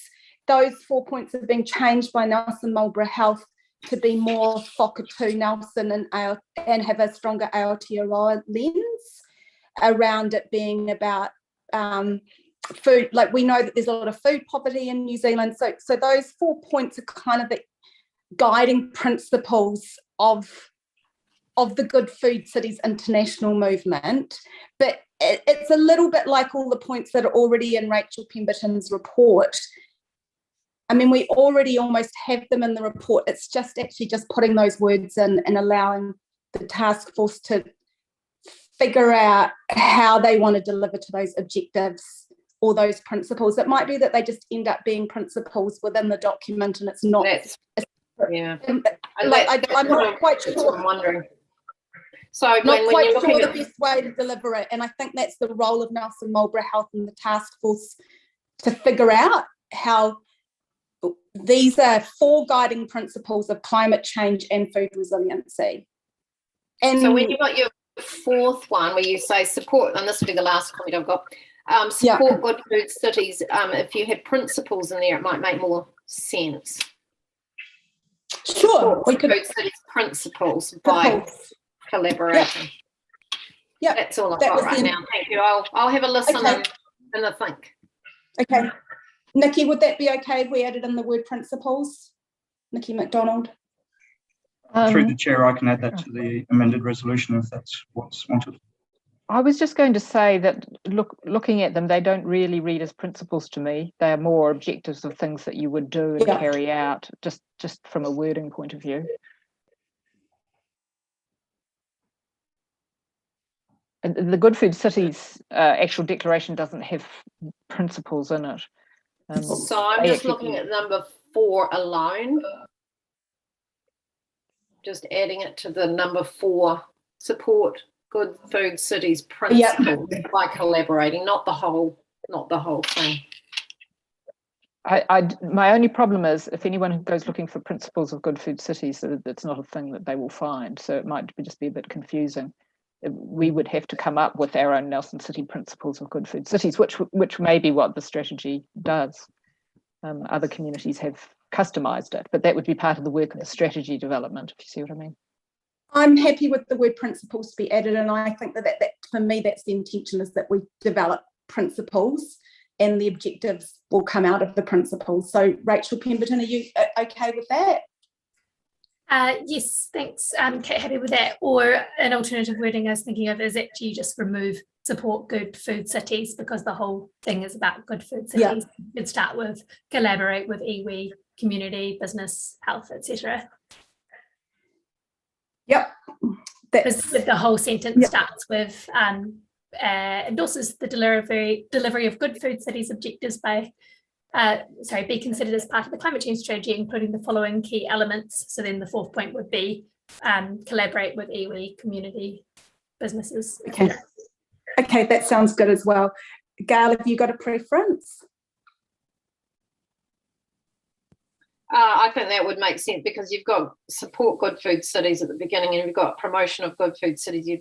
I think Rachel's right. You don't need to have both. Yep, no, I agree. Okay, that sounds fine. So, Mark, are you able to remove that reference to good food cities in number 4? I can't see this item on the screen at the moment. Sure, I'll just remove that and share screen. Yes, please, that would be great.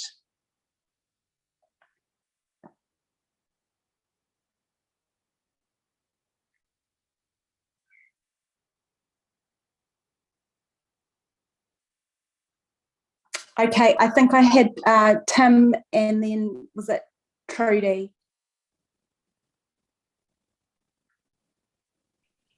Cheers for that.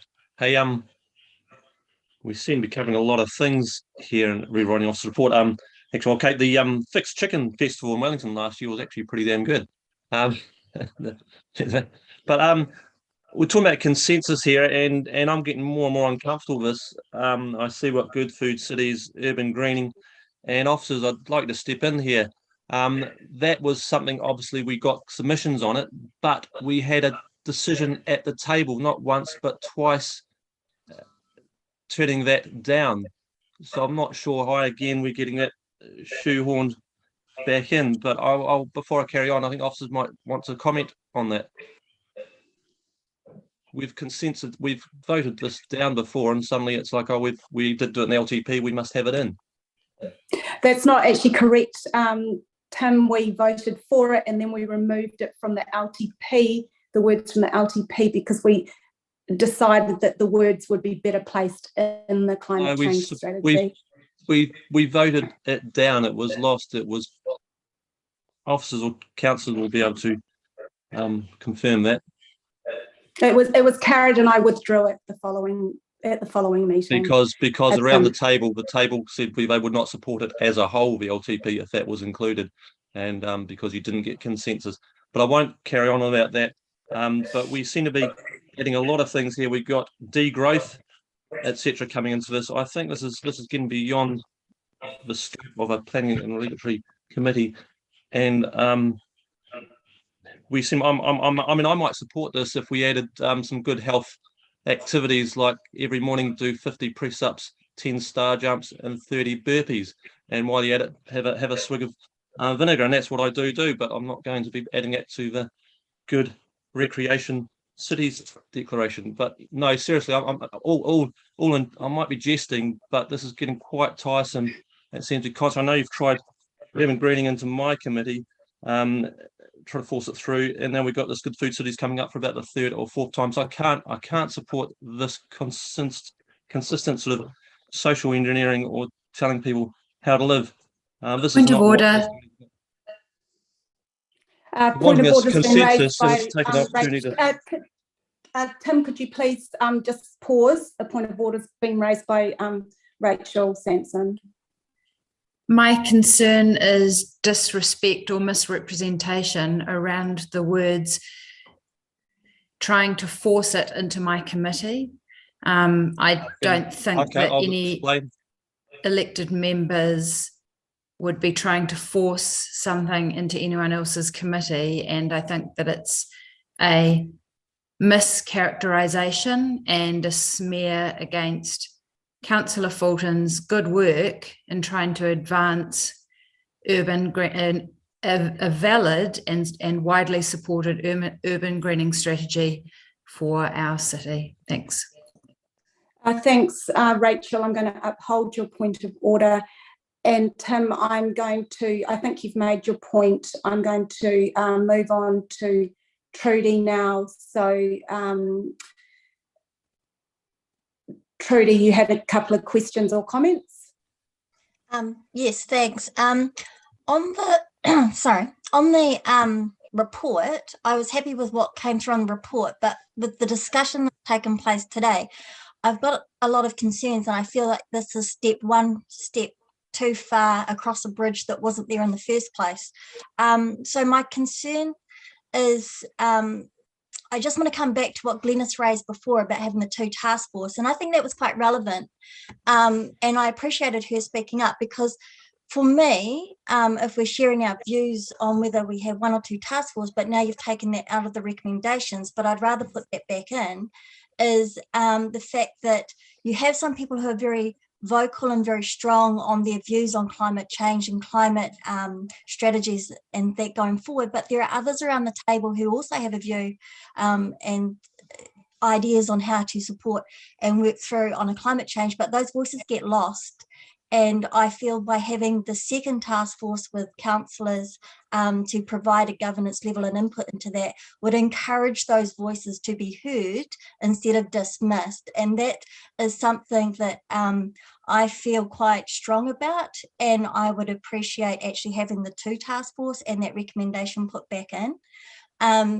The other recommendation, sorry, I sort of was trying to monitor through the changes in your recommendations and the discussion that's taken place, and I've sort of lost track, but I'm coming back to page 89 of the report, I think it's 89, where it lists what this would cover, and I'm in support of having a strategy and changing the wording and stuff like that. I thought the report was very well balanced, and I agree with what the intent and that comes forward, but now I feel a level of uncomfortableness, and I feel that we need to be voting in parts. If the amendments have been moved and seconded, I will not be supporting the Good Food Cities. I feel that Nelson City Council, we have a farmers market that does provide education to people around different types of food and organic foods and things like that, and the council does promote that. We also have other mechanisms that are supported through council in other areas. So I feel like this, through previous discussions and previous debates in the long-term plan and the annual plan and the budgeting side of things, and also in the direction and the supported staff, I feel like this has gone too far, and I would either recommend that we don't put it into this strategy, if that's what you're asking us. I'd rather keep that as a separate piece of work and continue to keep the focus and the drive to achieve the things that this is wanting to achieve. So sorry, I've sort of lost the recommendations now because of all the different conversations and input that's been put in, but that's what my feelings are, and I'm happy to debate that later. But you asked us earlier what our views were, and I was happy with the report how it was. I was happy to support the direction that the council wants to take it in, but now I feel that through this discussion and the amendments, we've gone one step too far. Thanks, Trudy. That's really helpful, and I appreciate that perhaps you have those views. I'm happy to put each part of the recommendation in parts. I think, just to be really clear, that this is just allowing, so Rachel Sampson's given some really good feedback, which I think enhances the work which Rachel Pemberton and Nikki are already doing. It's the starting point. You've still got a task force to come, and I think that the point of the next recommendation was that Nikki and Rachel wanted to go away and try and figure out how we have elected members' input and how we balance Glenys's really helpful views against perhaps a desire to have elected members working with the community. Now, the intention when I spoke to Rachel, the intention was that we did allow elected members to have a voice, that at the moment the climate change governance oversight group is just 4 elected members, and I felt that it was really important that any elected member could bring their viewpoint through that task force process.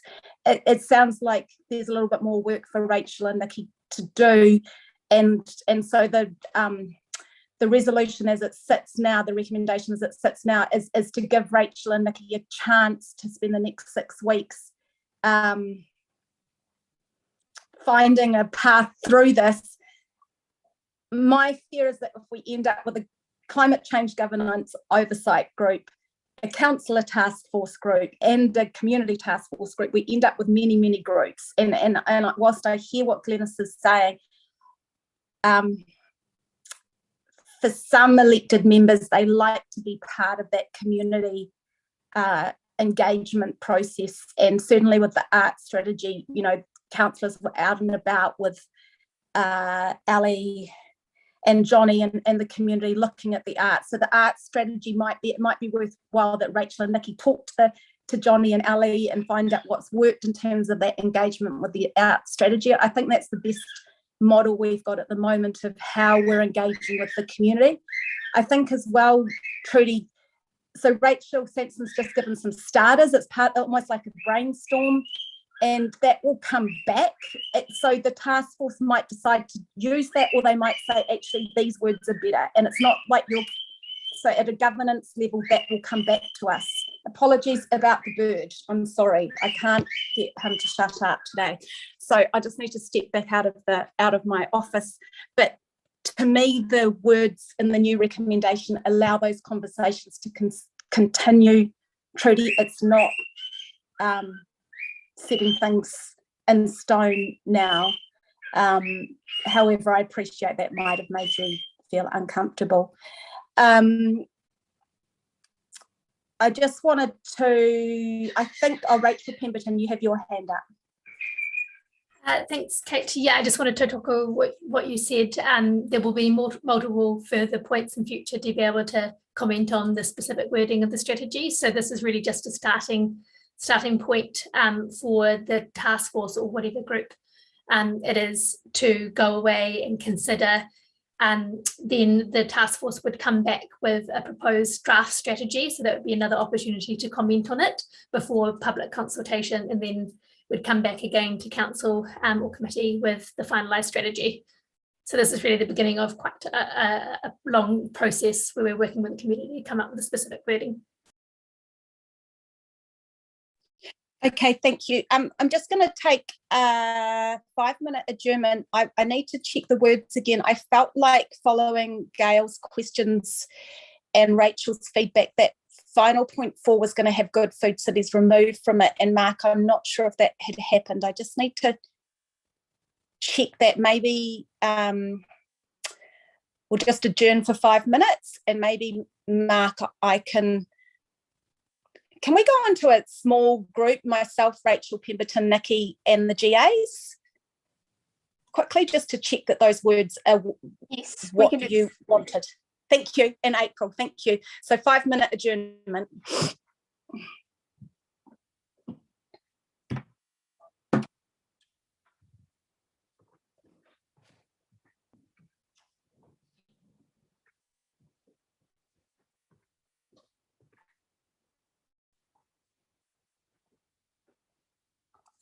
Okay, how do I make that happen, that we're in a little group, Rachel and Nikki?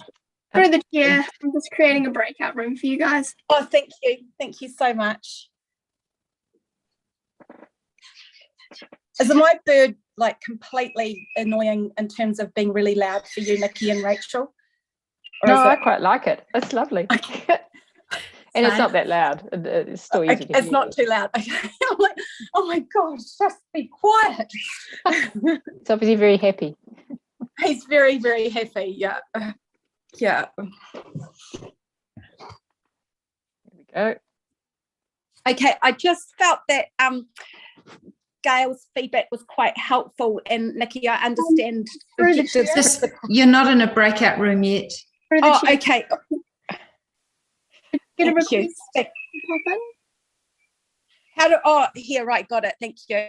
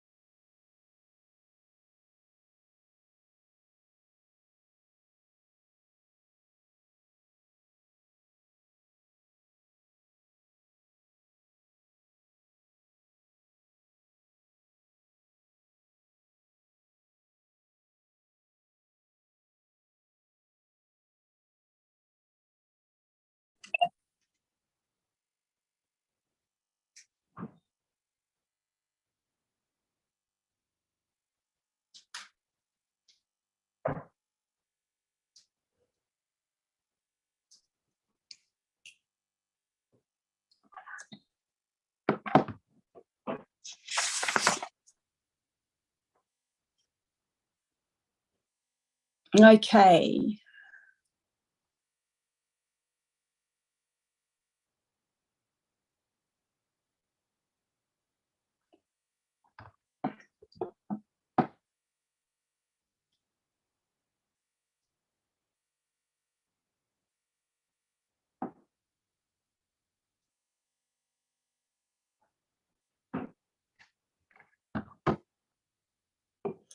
Are we all back? Are we back in the meeting and we're back being live streamed April and March? Through the meeting. Say that again, sorry. Through the chair, yes, you are. Okay, so I just wanted to make sure, check in the adjournment, check with Rachel and Nikki that they were happy with the words in terms of the recommendations, and that the intention was to allow the task force, whether it's one or two task force groups, to consider the Good Food Cities objectives as part of that piece of work. And I just wanted Nikki quickly to comment. My understanding is that internationally Good Food Cities is a separate piece of work, because one, cities are much bigger, and two, councils are often dealing with education and health as well, whereas for us to do a completely separate piece of work on this would be very time consuming, and it is a better fit within the climate change strategy itself. But maybe Nikki, you could comment on that briefly. Yes, through the chair, that's right. This will be a far easier path for staff to deal with, because the international declaration would be very difficult for a city of our size and our resources to deal with. Whereas this, which has wording which allows this to be considered as part of the strategy and then allows us to adapt it as makes sense to our city, will work much better. And if we want to create principles rather than objectives, we have those opportunities, and it will be council's decision in the end when we bring back a draft. Thanks, Nikki. Mel, did you have your hand up or your hands down? Yes, Gail, you've got another. I did, Kate, yep. but you presented and responded very well, and so did Nikki. That's the key, isn't it? This matter is going to be considered, and Rachel Pemberton in her role is seeking, constructive feedback, and we're getting it this morning, and this is fantastic. You must be excited, Rachel. You surely must, because everybody seems to be engaged, and that's really so important.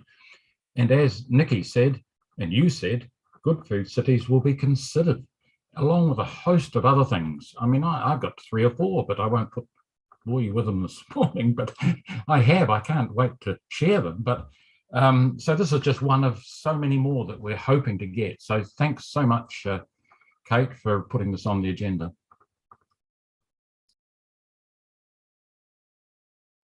Thanks, Mel. Thank you. Gail and then Rohan. Thank you, Kate. So a couple more questions when I'm looking at your resolutions again. So the second one, develop organisational food procurement policies. Is that already signed off with a budget? What's the story with that? Is that already a piece of work that we've approved? I might let Nikki speak to that. My understanding is no, that's just purely allowing, it's considers, it's not setting, so the resolution says considers it. It doesn't say make it happen. It allows those points to be considered.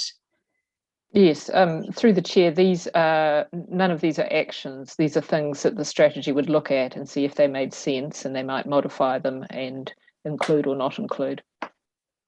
Okay, so that would also refer to 3, because how do we support consumption, or how do we control or support consumption of others? Is that a role that council does, or is that a role that some other body does?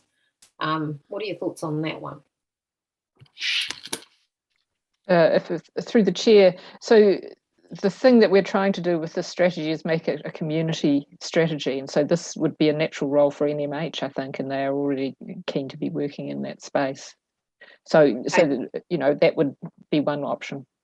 Okay, that's somewhat helpful. Then I would probably be looking at the title again, and just because it's sort of a little bit mixed. So I would prefer to see it that the sense of it is that we are supporting others to do the work, because I think that's, from when I've been listening, that's more the thing, so that we are enablers but not necessarily the people doing it. So if that was reflected in that first part, I think it would make the rest make more sense. But again, I'd be looking to somebody to sort of, because I think it's important when the public look at this, they need to know that actually it's not necessarily council or councillors or officers of council, but it's a support role more than an active role, if you know what I mean. Is that where you're going with this, Kate? Yes, Gail, I think that's reflected in the recommendation number 4, agrees that the Nelson Climate Change Strategy should be a community strategy involving the entire community, including council, government agencies, iwi, business, community groups and individuals. So the intention of the strategy is that we're just one small part of the strategy, it's not giving direction to council as to what they should be doing, it's building a strategy with the community as to how we can all work together. So I feel like that's captured in the recommendation 4 already. Does that reassure you, or do you want to change? I'd like to see it right at the top, which is really the overarching statement that, because unless you actually read down, I think it's important that it's the view that council is the enabler or the supporter, and not necessarily the lead. And I think that would really help me a lot. Through the chair, could I make a suggestion? Yeah. So possibly if we put after objectives, so endorses that delivery of good food cities objectives, comma, by a range of partners, comma, be considered. Yeah. Would that help? I'm fine with that. Are you okay with that? Would that help, Gail? I think that's better. I just would like to hear from others if that helps other people as well. I'll have another think. This is a journey. Thank you, Kate. Rachel, have you got a comment quickly? Yes. Not quickly, take as long as you like. I just want to add to paragraph 5.7. I think that's a really good point that you raised, Gail, about the role that council plays and how we define that in the strategy. So under paragraph 5.7, under the context paragraph, it's written, this section may also define council's role in driving change, recognising what council can and cannot control. For example, council's role may be to lead some projects, support action by others, and advocate for central government policy changes. So this is reflected in the body of the report. What page was that, Rachel, please? Oh, I'm on the web version, sorry, but it's paragraph 5.7 under the heading context, and it's the last 2 sentences. Page 88. Thanks, Kate. I'd still be happy if it's at the top of the one that you're working with. Okay, that's fine. I think that's fine. Okay, Rohan. Thanks, Kate. Just a question, or a question. So looking at things like we've got obviously in here the proposed structure, and then further down we've got comments around that the climate change strategy should also embed Te Ao Māori and apply a Te Ao Māori lens to developing the strategy. So I guess I'm wondering where sort of the balance of power, or how much teeth is going to be given to whether it's 2 task forces or one, and to our iwi engagement to actually change what we're endorsing today, if that makes sense. Through the chair, thanks for your comment, Rohan. It's a really good one. So I'll just speak to our Māori engagement and how we plan to work with Māori, which will include working on an approach to embed Te Ao Māori within the strategy. So we're planning to work through the existing groups, Te Ohutaio and Te Ohu Whakaere, but also to have them nominate up to 3 iwi representatives to sit on the task force. Another thing that we are considering, which wasn't included in the report, but we're considering in the background, is appointing a bicultural advisor to support support us to embed Te Ao Māori within the strategy. I acknowledge that your point that because we're kind of influencing a lot of the content already, that may mean it's more difficult to genuinely develop or weave in te ao Māori. So we'll just have that discussion with iwi and with the bicultural advisor if we appoint one, to see how it could be reshaped to fit a te ao Māori lens. Thanks, Rohan. You've muted yourself, so I think you're done with questions, or you might be having a coughing fit like me. Okay, I can't see any more hands up. I hope I haven't missed anyone. I have moved the recommendation. I think I'm just going to remove the recommendation. Oh, Rohan has got his hand up again. Have you got something you wanted to? Maybe you want to second the recommendation, Rohan. I'm happy to second the recommendation. I finished my coughing fit. And I know this will be coming back, but I'm still just interested sort of in the vision for this. What role these task force or forces will play in terms of there's kind of references to them as advisory or as a task force. I'm just, is their role to be sort of providing advice for the development or really shaping the development of this strategy? Through the chair, I think it is probably more towards the shaping. I don't want to use the word co-developing, because we should be co-developing or co-creating with Māori as well. So we've just got a bit of hesitancy around that term, but it is probably more akin to kind of co-development than advice. So to genuinely reflect or to be a community strategy, I think we need to really listen to the advice of the task force and develop the strategy with the task force. So would it be the task force advising council to staff, considering that and then making a decision that could be different to be more akin to co-development. Thanks. Thanks, Rohan. Okay, so I've moved, you've seconded. I think we're going to put it all in parts. Can you please reshare so that we know what we're actually voting on now, because it's all changed and stuff? Thank you. Sure, absolutely. So if Mark, if you could bring it up, and we're going to vote on number 1, receives the report strategic framework for climate change next steps. I'm going to put them all separately. So we're going to vote on that. Does anyone need to debate that before I put it? In which case I'll put it all those in favour if you tick.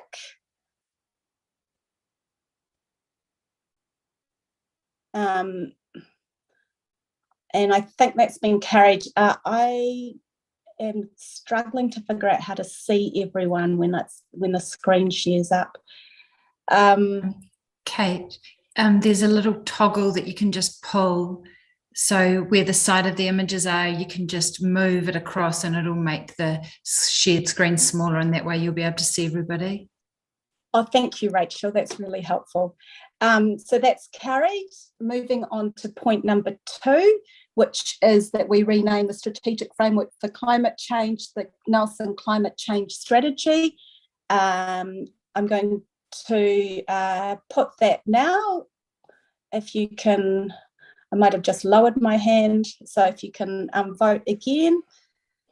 I wasn't fully listening to you, Rachel, so I might need a toggle. Rachel Simpson, can you explain that again? If you have a look at the left-hand side of the images and then run your mouse over it, it should pop up the little arrow slider, and you can move the shared screen smaller. Great, thank you. Okay, so I have people voted. Matt, I can't see your vote, and Rachel Sampson, I can't see your. Are there Rachel's votes up? Matt, still waiting for you to vote. That's carried. And if we all lower our reactions, moving on to number 3, endorses the proposed structure and contents of the Nelson Climate Change Strategy as set out in the report. If we all vote on that now, all those in favour?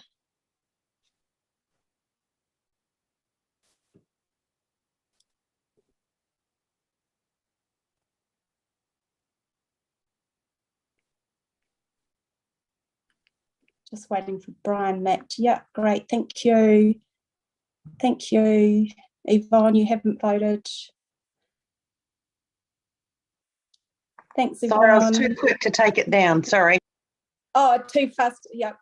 Or maybe I'm just too slow to see that everyone's voted.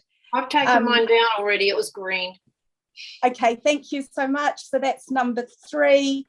Number 4 agrees that the Nelson climate change strategy should be a community strategy involving the whole community, including council, government, agencies, iwi, business, community groups and individuals. We're voting on that now. Thank you, everyone's voted, that's carried. Number 5 is notes that new issues for consideration in the development of the climate change strategy as raised during the meeting and minuted will be added to the scope of work for the strategy. If everyone could please vote on that now. Thank you, that's carried.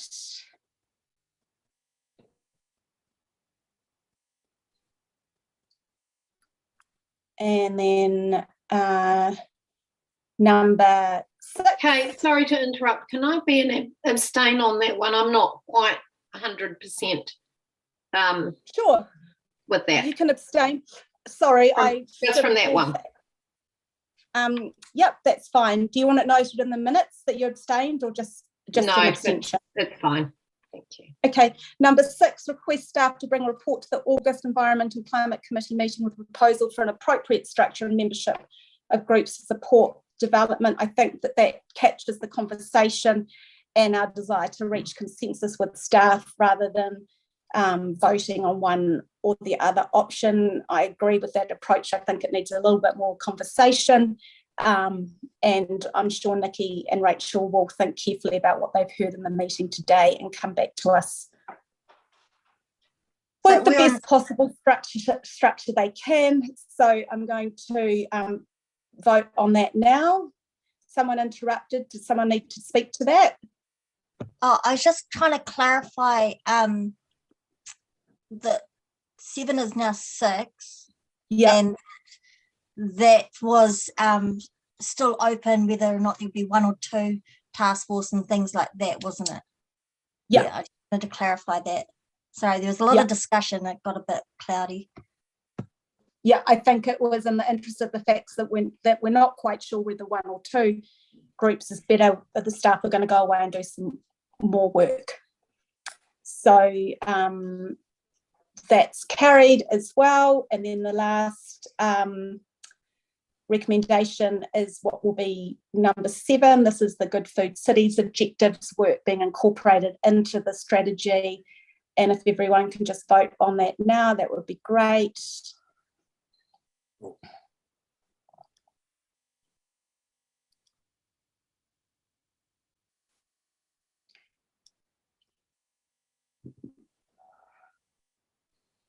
Yvonne, if you voted already and I just missed it, thank you, that is carried.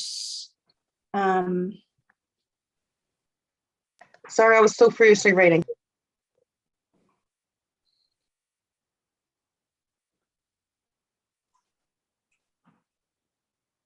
I think that's carried. Yes, that's carried. Thank you, Yvonne and Gail, for I can see all of the ticks to crosses. So thank you. Anyone abstaining? No, that's carried as well then. So that finishes off that item number 9. Thank you so much, everyone, for working so hard to enhance the officers' report. I think that we've ended up in a really good place, and I think that the officers have some really clear governance direction so they can get on with doing the mahi. And thank you, elected members and Glenys, for your input and your thoughts. It was a really, I felt like it was a really productive session. So thank you or caring so much about how we move forward on this, on the subject of climate change. It's now midday, and I'm wondering, would we like to try and do one more item? I think we'll try and do item number 10, which is the submission. The next two are basically receiving. Yes. So yeah, I think we'll do not, item number 10 and 11, and then we'll have a lunch break. So I think we might have Pip. I'm about to start coughing again. I might have to mute myself. Ailish, is Ailish here? Do we have Pip, or who do we have as the officer on the submission on the reducing pokies harm? Through the chair, I'm afraid I've lost both my staff there, so you're left with me. Okay, I'll try to answer Nikki. any questions. Mel, I'm going to hand over to you to chair for a bit as well, please. I'm just going to go get myself a drink. Fine, righto then. Nikki, would you like to proceed with this item and just give us some background, please? Yes, so really no changes or corrections to the report. This is a submission that we needed to make before a committee meeting just because the timing was tight, so we weren't able to bring it to you first. It's about reducing gambling harm, and it's not a change to the legislation, but it is strengthening what is required under the existing legislation, and the government does have a view to a bigger review of the legislation in future, but this is tightening up what they can do now, and basically our submission is supporting moves to do more to reduce gambling harm. So I'll take it as read and can answer any specific questions. Thank you, Nikki, for that. Now, are there any questions of Officer McDonald? Rachel Sanson. Thank you very much, Mel, through the chair. Thanks for this. So my question is just really why there's no reference to advocating for a sinking lid on pokies. I'm just recalling that we had quite a lot of discussion around this item when we considered it through council. We had some very, very compelling presentations from community members and organisations, the Problem Gambling Foundation, Lived Harm representatives, and I guess I understood at the time that even though the recommendation to support a sinking lid on pokies in the city was lost, that we were actually going to be advocating for a sinking lid on pokies through our submissions. I'm just wondering why there was no reference to that. Thanks so much. Through the chair, it was actually out of scope for this consultation, so wasn't part of what was being asked or proposed, but my understanding is that it's likely to be, when they come back with changes to the legislation, that is something we could then talk about with government. That's good. Thanks very much for that, Nikki. Just one further follow-up is that, yep. Is that okay? Yes, fine. Yeah, thanks. Yeah, so thanks very much. I really appreciate that. I have, sometimes when we do these submissions to central government agencies, we do actually include other things that we're already doing. So, for example, we might make a reference to a climatorium or something that isn't actually potentially within the scope. So I would just hope that going forwards, when we're making submissions to government on these issues, that we might consider even just including a reference to something where there has been a fairly large number of people in the community and around the council table raise it, I guess. Yeah, thanks. Yes, through the chair, it's a good point. We will note that for future. Yes, it is a good point. Thank you, Rachel. Have you got any other questions? No. Right, Gail. Thank you, Mel. How are you going? I'm going well, thanks. Good. No birds in the background? No, very quiet your end. Right, just some points really, and possibly it is out of scope as well, but when we workshopped this, Councillor Edgar, who's not here today, acknowledge, and I think we all do, that pokies unfortunately are coupled with funding for community groups, and she did suggest the uncoupling of this activity from providing funding to community groups, and for us to request that the government look at other ways of funding those gaps, because that's always been a bit of a pushback for this particular item. So is it out of scope, Nikki, or is it something that we could add to the request that they really need to start to look at how that gap might be filled? Through the chair, yes, you're right. I'm afraid it is out of scope for this consultation. But as I say, they are looking to do a bigger overhaul of the legislation in future, and that would be a good item to raise then. Okay, and the other question I've got is that not all, I mean, there's a lot of gambling online now, so that's beyond our scope also, isn't it? But that could actually be impacting on people locally. So how can we address that? Through the chair, that really is a big discussion for another day. I think at the moment we've got not even any way of judging how much activity occurs, although we think it is large, yes, and no tools for dealing with it. Yeah, so thank you, because I mean this sort of thing might just go underground, and actually we might have a bigger problem than we are aware of. So maybe something to be noting for another day. And I don't know how we would address that, but I think we need to be to acknowledge it would probably be the start. Very good point. You've got a note of that, Nikki? Yes, thank you. Thank you very much. And now, Matt, you're very interested in this particular topic. I am, Mel. Thank you. I think a lot of people are interested in it, and I think a lot of people are concerned about it. In fact, I think the concern about pokies is so great and so widespread in this community. It even unites Councillor Tim Skinner and me on this issue. Like, I always find it interesting that we are both on the same side of this debate every time we have it, and I think that actually tells you something. Why is this letter? This letter talks about the submission being conservative. Why was it conservative? Nikki, I think, did you hear that? yes, through the chair. I think that was just staff's attempt to make a nod to these bigger issues. However, the scope meant that we've directed ourselves to the more narrow range of things that the government was proposing, but that pokey harm goes a lot further than that. Okay. Would there have been any point in being more progressive or less conservative?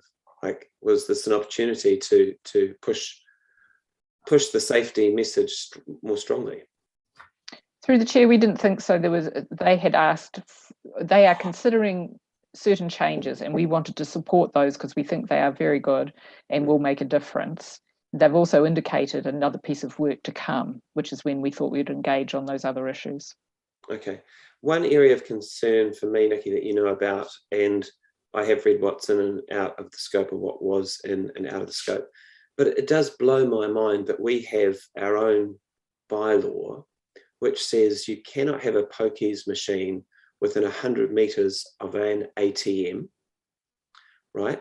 And yet, if a pokey venue operator wants to, they can get an ATM put in their premises to get around that rule, so people can then have access to cash for gambling. And this is happening at a couple of venues that I'm aware of in Nelson, and it's so blatant. They have signs out in the street that say pokies, and then they have another sign that says ATM, which is a complete contradiction of what our bylaw is attempting to do. Was this an opportunity to address that issue?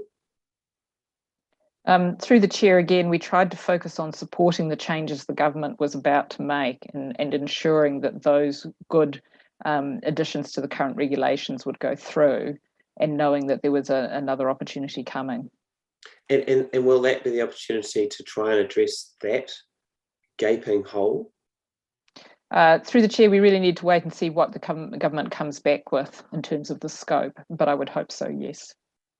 And can you just, for anyone who's wondering, because I do find it astonishing that this practices going on, why is it that, and since we're talking about it and you're the expert, why is it that you can get around the 100-metre rule in Nelson by just actually getting an ATM that you pay for and putting it in your premises?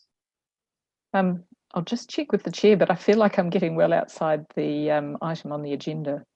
Incredibly interesting, the questions he's asking, but you may be right, Nikki, I think. It's his enthusiasm and his willingness to sort of pursue this issue with vigour. So, you know, if you wanted to have a go at it, you can, but if you feel it's outside and it's taking the time of the committee this morning, well, I'm happy to move on to the next question. Have you got another question, Councillor? Have you got another question? Well, that is, I think if there was a greater understanding of that situation in Nelson, the fact we've got a bylaw and then people will just get around it. I like to think that this council would want to do something about that. So I'm wondering when the opportunity will come up for us to address it. Nikki, would you like to respond in some way? Through the chair, the committee can choose to put this on the agenda of another meeting at any time that it wishes, but the question of when the government will change the legislation, that is one for the government to schedule. Oh, yeah. Okay. Any other questions, Matt? No, I'm just recalling a conversation we've had about this previously, and I believe the bylaw can't actually stop people from putting ATMs in their premises. I think that is the issue, and that requires central government legislation. So I look forward to that, the opportunity to contribute to that, because we've got to get it sorted. Thank you very much, Nikki. And thank you, Mel. Matt. And now the good news is that our chair is back. Kate, do you want to take over, or do you want? I'll take back over. Mel, thank you so much for chairing and chairing so well as you always do. And Nikki, thanks for handling those questions. I just wanted to pick up on Rachel Sampson's comments and Matt's comments. The reason for the word conservative in my letter is that I wanted to say a whole lot more, and I was told by staff that I had to remain within scope, and I felt that that was somewhat frustrating. So Rachel, I do hear you that we should be able to go beyond scope, and I push pretty hard for that, but sometimes we do go beyond scope as well. So anyway, Pip and Ailish worked on this. They did a great job. I just wanted to share that with you, Nikki. It was really lots of input from myself and lots of contact with me. I really, really appreciated that. Sometimes you do want to submit on far more than you can, and so that's why my letter reflects that. And Matt, I hear you. I think that there's general frustration around pokies. Gail, your comment as well around pokies supporting community groups. I think there's a lot of frustration around gambling harm and what we can be doing to reduce that more than perhaps we can within the existing laws and structures. I don't want to spend a lot of time on this item because it is a submission to central government and it's already been submitted. It's really in case anyone had any grave concerns about the submission itself. Matt, I do hear you taking the opportunity to ask more questions, but no one else has got their hand up. And so happy to move it if you wish. Okay, so moved by Gail and seconded by Yvonne. Thank you both. And I'm going to put the recommendation, and all those in favour will just use our tick boxes. Thank you, that's carried. So we're going to move on to the next item on the agenda, which is item number 11. And this is another submission where we are approving retrospectively the submission on the draft National Adaptation Plan and Managed Retreat proposals. Rachel Pemberton, you're still here. You're managing to survive the morning, so you're still here if you want to speak briefly to that. This has gone to the governance, the Climate Change Governance Oversight Group, and there was some feedback from members. I think everyone is pretty busy as well, and we've done the best we can to support you with that.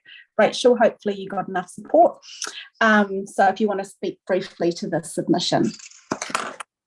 Yes, thank you, Kate.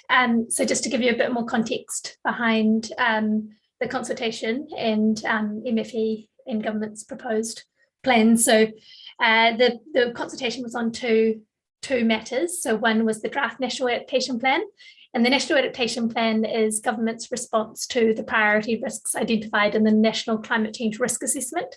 So that was released 2 years earlier. It's the first time we've seen all in one place government's adaptation proposals and policies. It's a lot of, so there's not a lot of detail in the plan. I mean, it's great to see this all to come together and to see government agencies cooperating in trying to come up with an integrated response. But I think it's fair to say there's quite a lot of work still to be done.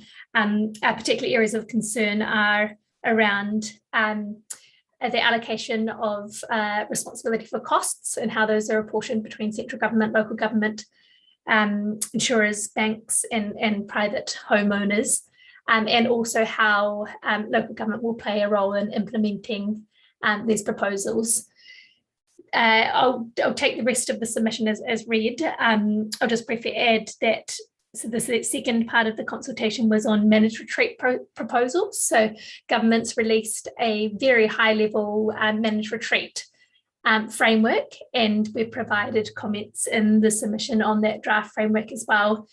Again, it's there's not a lot of detail, and we've said in our submission that we want to be able to have an opportunity to comment on the detail of the proposal when it does come available.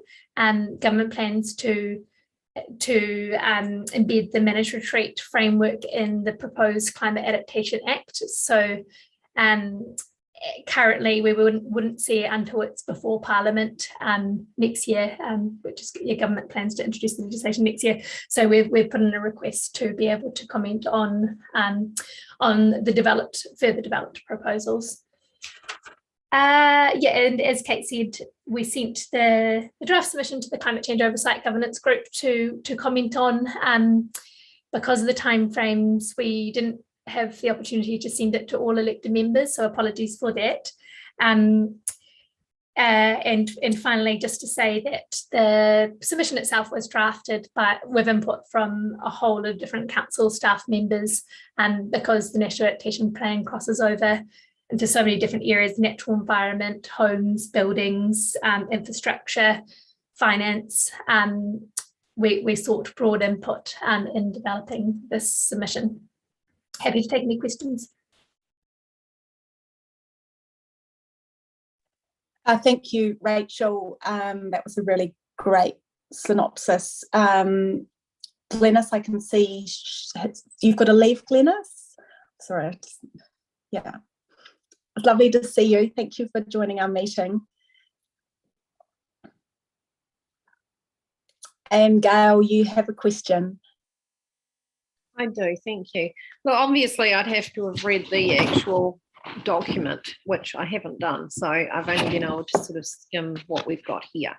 I guess my first question, or my main question really is, when is council going to consult with the community, and particularly those that have received notes on their limbs and things? That there's a plan to come out and talk to the public, isn't there? How far away is that? For the chair, thanks, Gail. Great question to ask, because we're going out to consult next Wednesday on climate change adaptation. So this is, I guess, just one part of council's response, that we're planning to talk to the community about the impacts of sea level rise and lower Maitai River flooding. And we see this as the start of multiple conversations with the community about what they want, what's important to them to achieve through our adaptation response, and also to start testing the high level options that are available for responding to the impacts of climate change. And as I said, it's early days in the conversation. We're still waiting for critical documents from central government, including the National Adaptation Plan, but also that Climate Adaptation Act and managed retreat proposals that I mentioned. And that legislation should also provide us with more clarity on the question of who pays for climate change adaptation, how costs will be split. And so we intend to start the conversation next week and then come back to the community when we have further direction from central government, and we can talk about more specific proposals for specific parts of Nelson. Yes, and also to say that we're planning to make all of the consultation materials available to you on Monday, ahead of consultation beginning on Wednesday, and we've shared some of those already with the Climate Change Oversight Governance Group. Okay, so just to follow up then, how would they know about those? Because I can't say I've seen anything about the engagement. Yeah. So we're sending out letters to 5,000 households next week to invite them to come along to a series of workshops. So there'll be 9 public workshops in different locations throughout the city. We're also planning to put advertisements in the paper, in our Nelson, on social media, and yeah, we've got a comprehensive communication strategy, and we're planning to launch that next week. So you haven't seen, well, there has been some mention of it in the media. So, for example, in the conversation on the sea rise data, we've promoted our upcoming engagement, although that probably hasn't had that much pickup. So we're planning to go out in full force next week to communicate, and the workshops don't begin until the 5th of July. So we're giving people at least 2 weeks notice. Okay, so just need to say, Rachel, that if the letters haven't gone out by now, they probably won't get to the homes because they take up to 7 days to get delivery of letters. So if they haven't gone out, they may not get them in time. So may just need to check on where they're at. Yes, but thank you. Leave it with you. Yeah, we will do. Thanks, Gail. Trudy, I can see your hand's gone up. Thank you, through the chair. I'm glad you mentioned cost, Rachel, because that was a thing that did come up for me about who is wearing that cost, because I did see that central government has not put any budget aside for managed retreats, and certainly hasn't identified any areas of where that would be. So yeah, definitely watching that with interest. And the other part is, in there, I didn't see it, but I only read it to make sure I had some idea of it for the meeting. So I haven't read it in depth. But there's no reassurance about, in that managed retreat, or a conversation may come out from the submissions in the other communities around the reassurance about property owners and the value of their property and their land, if they fall into those areas. So is that something that we would be looking to put into our feedback or submission? Thanks very much, Trudy. Through the chair, I think we did have, we supported the proposal. So there's a proposal in the National Adaptation Plan, the draft plan, to make information, to have a kind of communications approach, proactive communications, to make information on insurance risks and property devaluation available to landowners. So we've supported that proposal in the submission. I can find the specific question if you like and send it to you. Yeah, that'd be great. Sorry, I did skim read it, but I may have just like skimmed right over. No worries, it's a long submission. There was it was a bit questions. Yeah, cool. Thank you.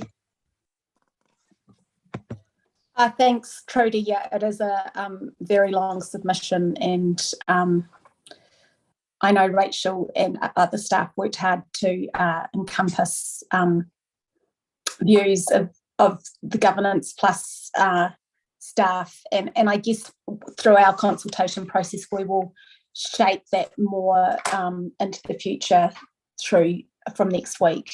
So Rohan, I can see your hands up. Matt, you've got your tick up still. Maybe that's just from voting before. So Rohan.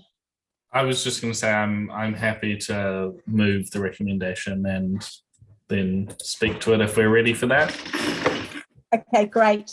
Rachel Sanson. I'm happy to second, thanks. Okay, so Rohan, would you like to speak briefly to it now? And yeah. Then we'll let Rachel speak to it briefly. And I'd quite like us to try and finish by 12:30 so we can have a break for lunch. Yeah, I just wanted to say firstly a huge thank you to Rachel and the team for pulling that submission together in quite a tight time frame. I mean, it is, reading through those documents, it is frankly pretty frustrating what central government has put in front of us in terms of a lack of clear direction and a lack of detail.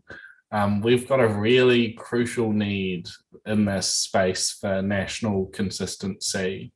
And as much as we can try our best at local government, it will inevitably be a bit haphazard and unknowingly disjointed as a result, unless we have a clear national framework and a clear national guidance. And we're already seeing impacts that this legislation should be covering, and we're also already making decisions that will be potentially directly affected by future decisions. So the sooner we can get some actually clear direction, the better. And I think it's much like the previous submission on reducing pokie harm, is that we really need central government to step up and take their share of responsibility in this space as well, especially when it comes to things like partnering with local government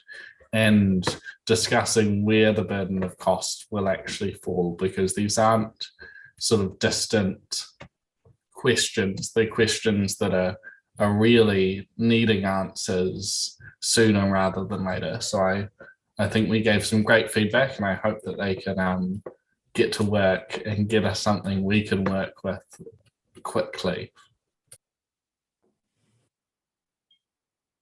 Thanks, Rohan. Yeah, I'm Rachel. Thanks very much. I'm just speaking in support of this. And again, I'd like to tautoko what Rohan said around the work from staff in putting together this submission. It's big piece of work, and I understand what goes into submissions of this quality. And I also want to tautoko Rohan's, I guess, urgency and messaging to central government around the fact that we need really clear direction from central government around adaptation and managed retreat, and when and how we start to implement some of that decision making.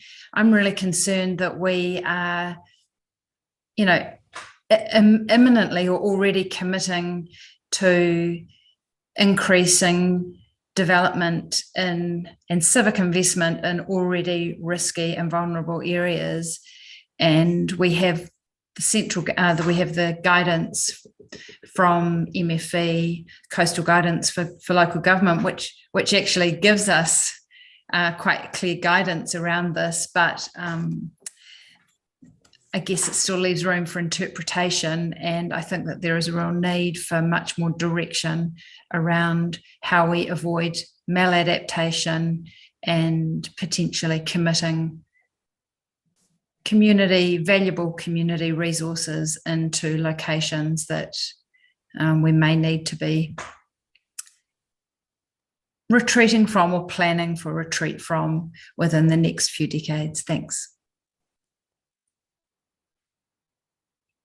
Thanks, Rachel. So it's been moved and seconded, and I'm going to put the recommendation. All those in favour, if you can use your tick box, and those against, and any abstentions if you just want to verbalise them to me. Looks like that's been carried. Thank you so much, everyone. I think we're going to have a break now. Do people want half an hour or 45 minutes for lunch? Half an hour. Half an hour. Oh, I was going to say 45 minutes, but okay, all right. Either or, 45. We'll go for 45 minutes. I think it's quite nice for people to have a decent break, and often people have got a lot of things to do on their lunch break as well as eating lunch. So we'll come back here at 1:15. Thank you so much, everyone. And Rachel, thank you for your reports. I hope you're feeling better in a few days' time. See you all after lunch. Get better soon, Rachel. Yeah.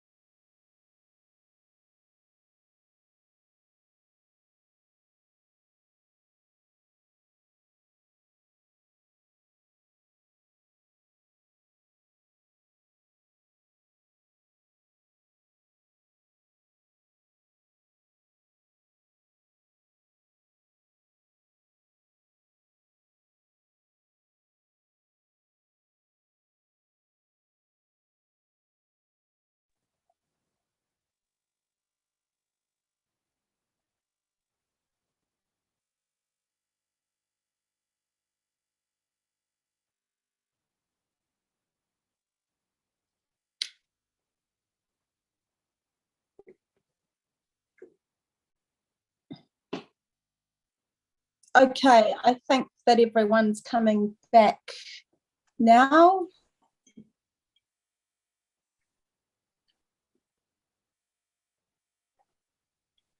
Hi, everyone.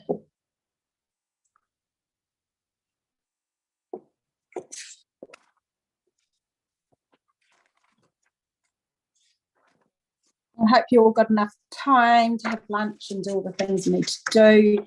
I know we're all really busy, and it's also nice to see some sunshine after 2 weeks of fairly wet weather. So now we're on to item number 12 of our agenda, which is the Environmental Management Quarterly Report. I'm going to ask Claire to speak to it, and then I'm sure you've got some other officers who can share their highlights or anything that they wish to alert us to from the quarterly report.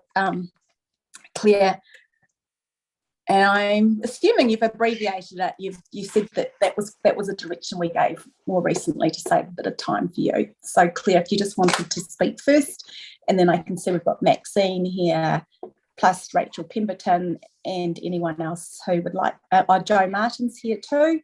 So I'll let you, Claire, lead in terms of officers who'd like to speak to the report too. Kia ora, and thank you, Kate. So through the chair, we have a number of the team here, and I'll introduce one who you may not have met yet in a minute. But before I do, yes, we have done a briefer report in terms of the quarterly report. We did that the last time and this time, but you will still see that there's a significant volume of work that the group is delivering on, which is fabulous. And also in terms of climate change, Rachel can speak to any issues in that space as well. So I've got Mark and Mandy and Rachel. I also have Maxine and Joe online. And I'd like to also introduce, because I cannot remember if we've done this yet or not, Guillaume Tierling, who is the Manager of City Development. And it's absolutely fabulous for me to have Guillaume on board because I have been struggling managing the additional 4 or 5 staff that now report into Guillaume on top of my other direct reports. So it's fabulous to have you on board, Guillaume. Thank you. Right. I will ask each of you just to give a couple of very quick oversight highlights, and I'm going to start with Mandy, if that's okay.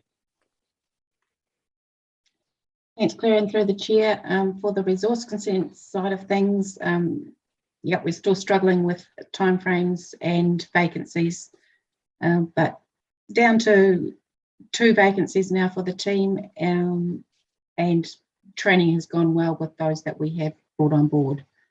So fingers crossed we will get out of this slump in the near future. Thanks, Mandy. Mark.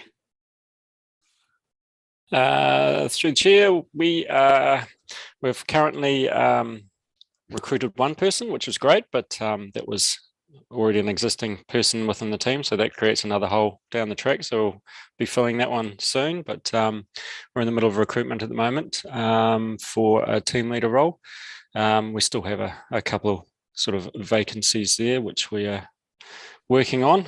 It still remains a struggle, but consent numbers have held up, still very steady, and we're dealing with them well. So that's a positive. It's really good to see that the team are, performing effectively at the moment, especially under all the conditions that we are. So really happy with that.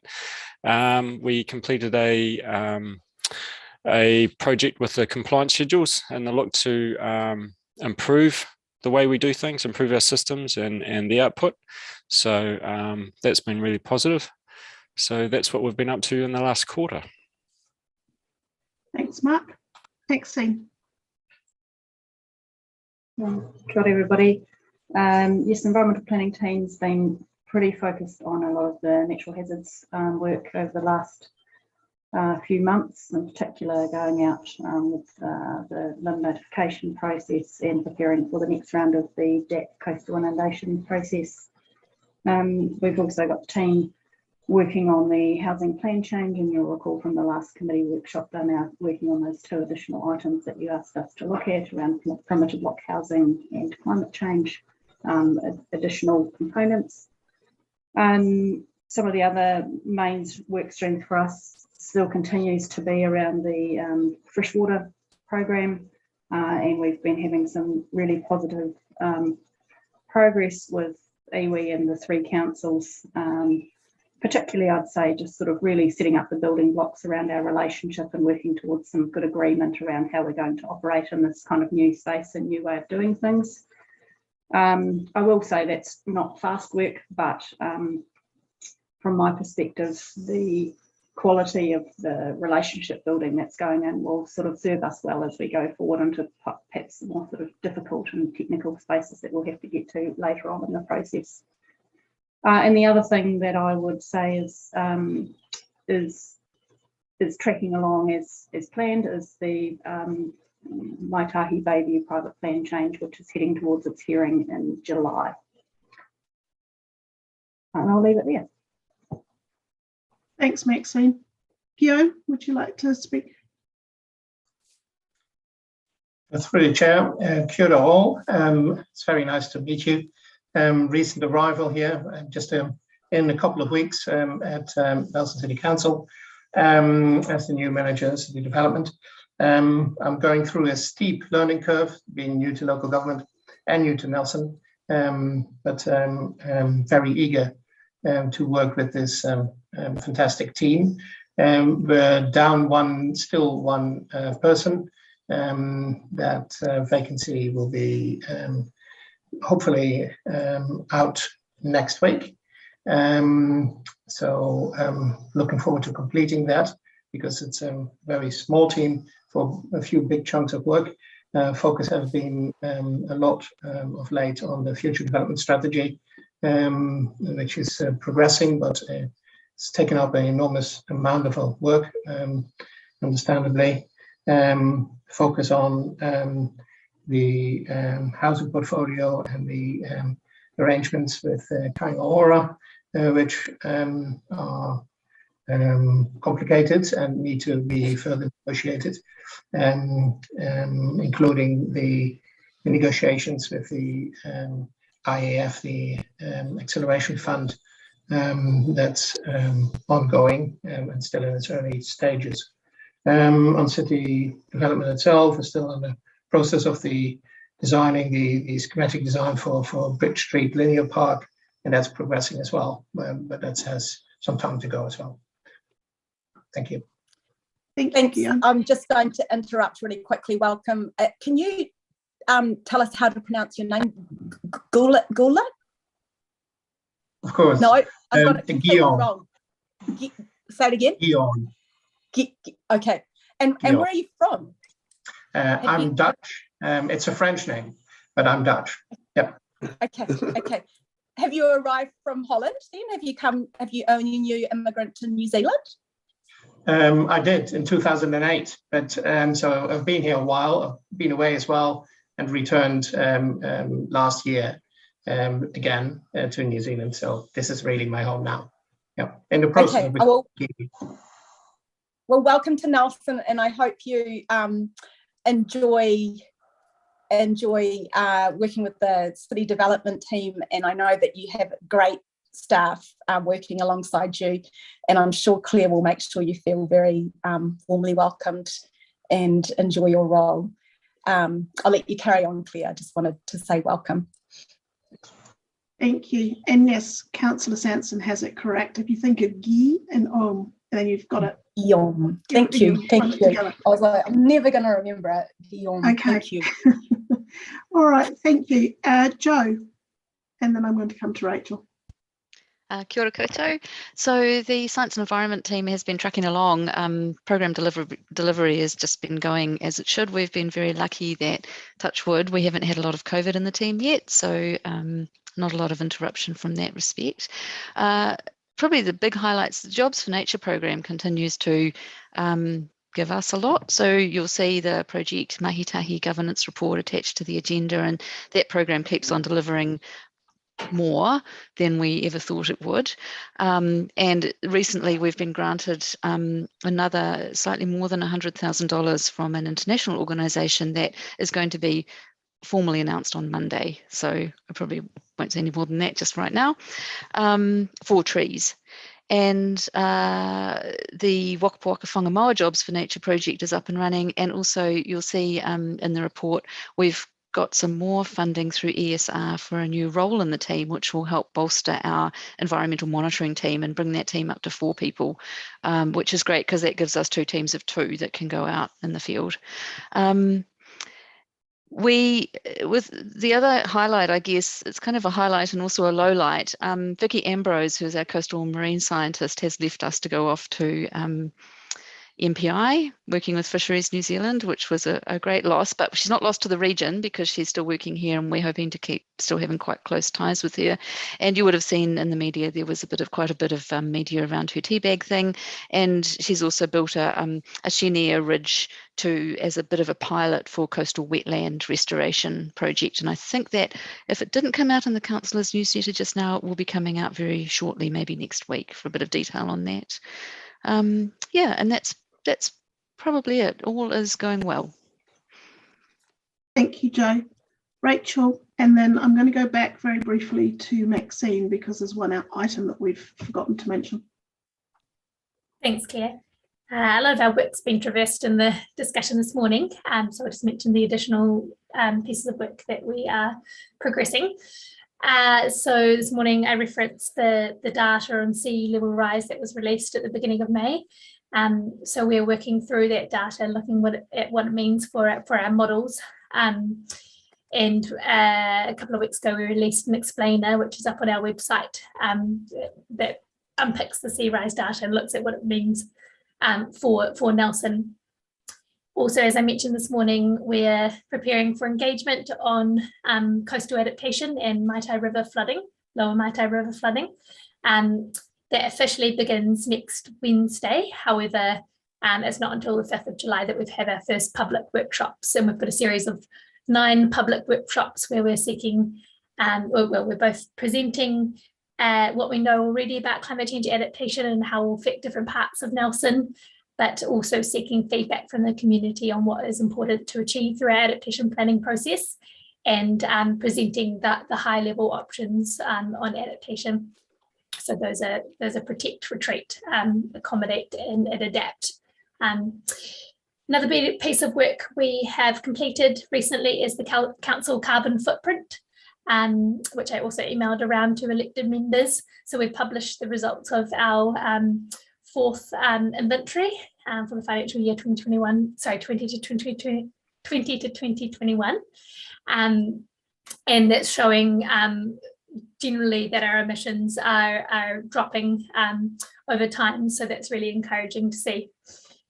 We also working with iwi to support them to develop their own carbon footprint. So the first iwi we've approached is Ngāti Apa, and we intend to implement a pay it forward scheme where Ngāti Apa would then work with further iwi, also with our support, to develop carbon footprints for the 8 iwi in Te Tauihu. 2 more things I'll mention briefly. One which isn't in the quarterly report, SLT decided on Monday that we approved us going out to procurement for an electric vehicle car sharing scheme. So that's really exciting.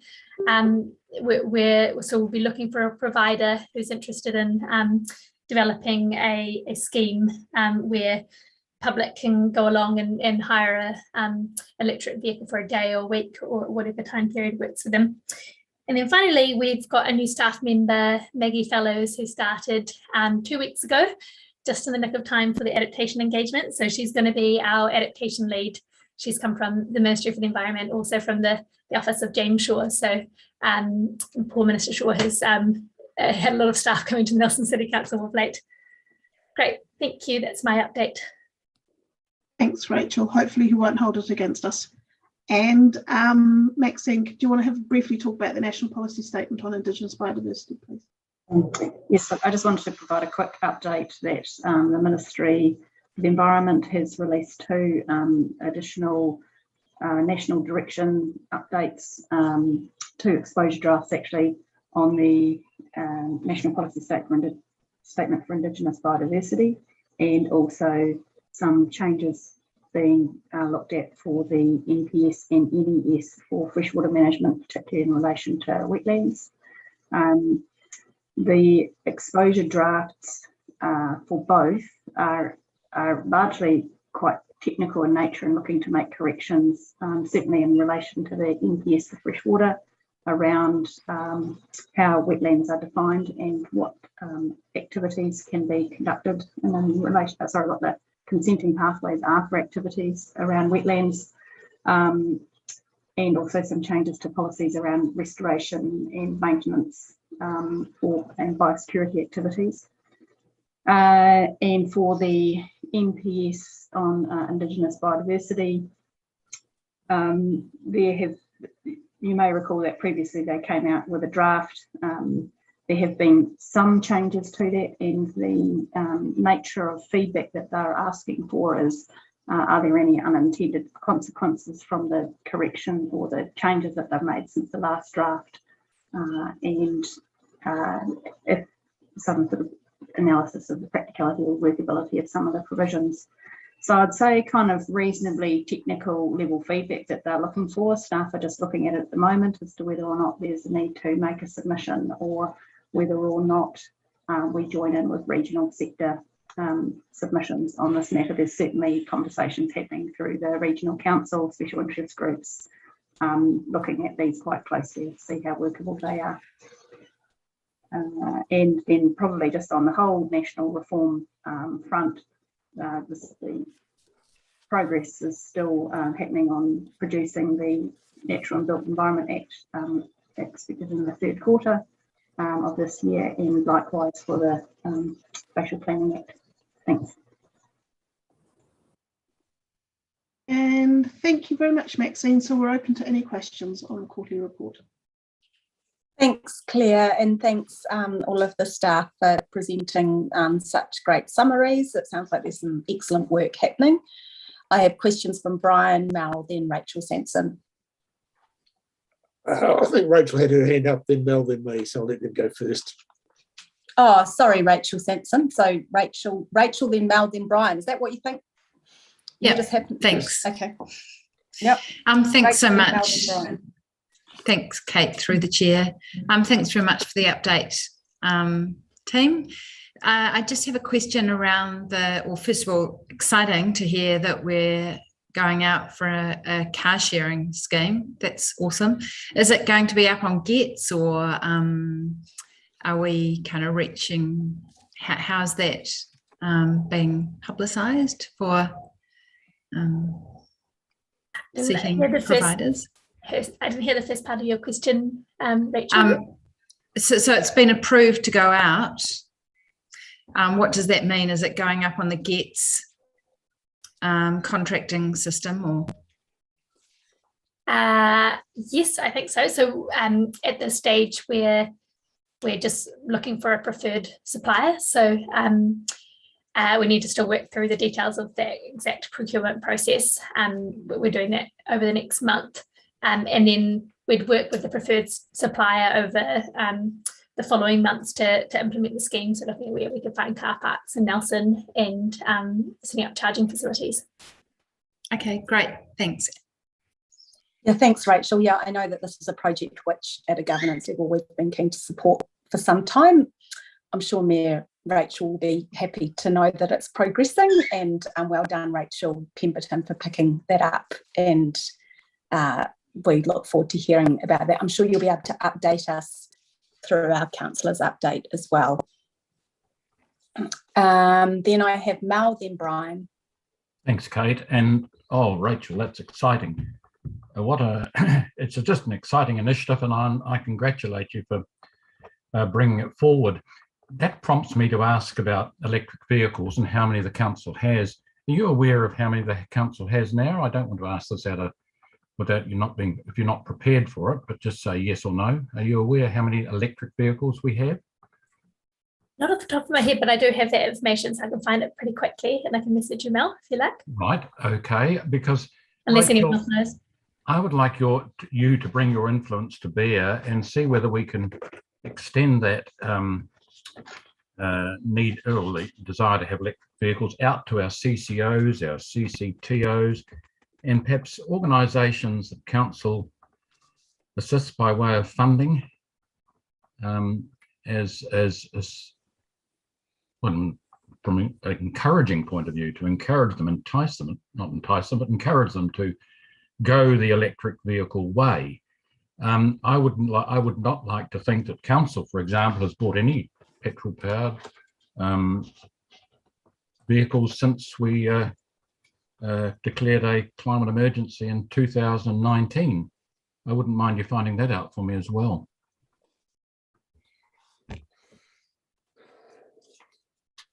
Thanks, That's Mel. that Great one. question. No, well, that's fine. If I can just sneak another one in, and that's we are expecting today a report on 6 and 8 Totara Street, I think it is, and that would be very welcome if we could have a report on that, Madam Chair.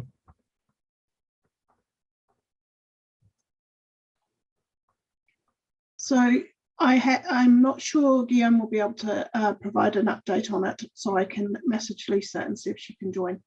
If you can hold that question, please. That would be great, because it did suggest that you were going to give it to us today, so I didn't want it to be lost sight of. Thank you.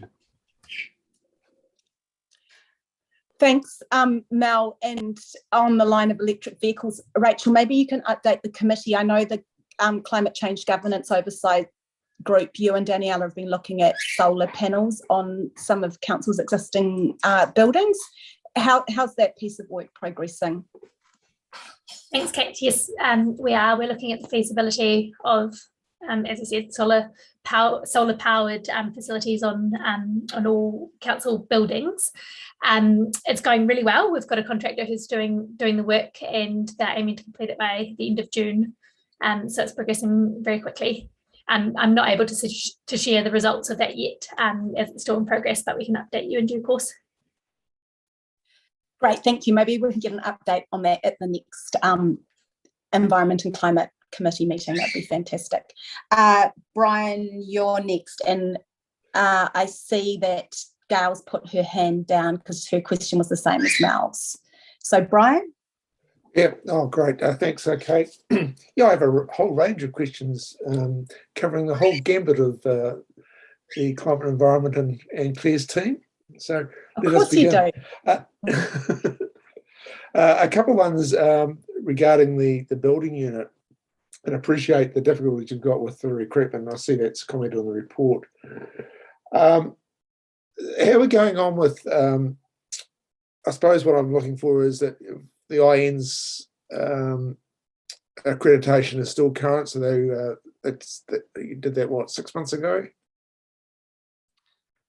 Our last accreditation was a year ago, basically. It was June 21, yeah. So how are we going for prep for, is it next year? Yep. So we're working on things. As I said before, we've just undertaken a project to go through our whole compliance schedule process. That's one area where they've been very hot across the country, really, and identified just a raft of common issues that councils have with their compliance schedule records and documents that they produce. So we've undertaken a review of that, and so we're starting to implement that, the findings from that now. So from now until that's next assessment, we'll hopefully look to improve that that situation. So that should help us in our next review. We are looking to implement another upgrade to the GoGet system, which will help streamline processes and stuff like that as well, which will help in that space as well. So yeah, we're on track. We're working towards that at this stage. So you've got sufficient time and capacity there to sort of just shake out those sort of wiggles before the accreditation round goes. Yeah. At the moment we're sorry. Yeah, go. Sorry. At the moment we're still having to use contractors and that with in our inspection space. We haven't got we've lost one of our senior members. the inspection team who holds a very high competency, and it's just been a real struggle while we've been so busy and also trying to recruit for people, trying to get that training done has just been really, really hard. So that's something that we're working on to try and get those competency levels up. But having the contractors there in the background to help us out at this stage is working well. Yeah, good. Just following on that theme a wee bit is, we talk about numbers of consents being processed and things like that, but how are we going on with sort of the more complex or complexity around some of the inspections that are required? Like, I'm drawing a distinction between, say, a small sleep out to a large commercial or industrial consent. Through the chair, we're still receiving a good number of commercial consents. We thought we were starting to head into a bit of a slowdown in April when the consent numbers went down, but May sort of flipped on us and we had another high month again. But what we're finding is with all the material shortages that the industry is experiencing at the moment, we're getting a high number of amendments in for change of claddings and that sort of stuff. So the new construction of houses, that sort of ties in with when subdivisions come on stream. But at the moment, currently, there's quite a high number of amendments for building products and that sort of stuff, changing claddings and changing products. Yeah, that was a good question, because that was my actually very next question. How are we going on with? I know that some councils are quite specific with their requirements for particular products, and I use the jib board situation when they're out of system. So, what's the situation here? Yeah, we had one actually yesterday. It depends on how we deal with it. It purely depends on the scope of what they're changing. If it's a product that's reasonably similar, so if you're going from one fibre cement board to another fibre cement board that's just a different brand, effectively the install's very, very similar. We'll look to do that under a minor variation situation to try and keep things rolling and not hold up things on site. Same with jib. If it's going, if they are going from one system that's very similar to another system and they don't have to change the whole bracing plan and layout of the bracing, we'll do it under that minor variation process, as long as we get the relevant information or the relevant documentation from the licensed building practitioners, so that we can just do it through a minor variation and try and keep the people rolling out on site, not holding them up too much.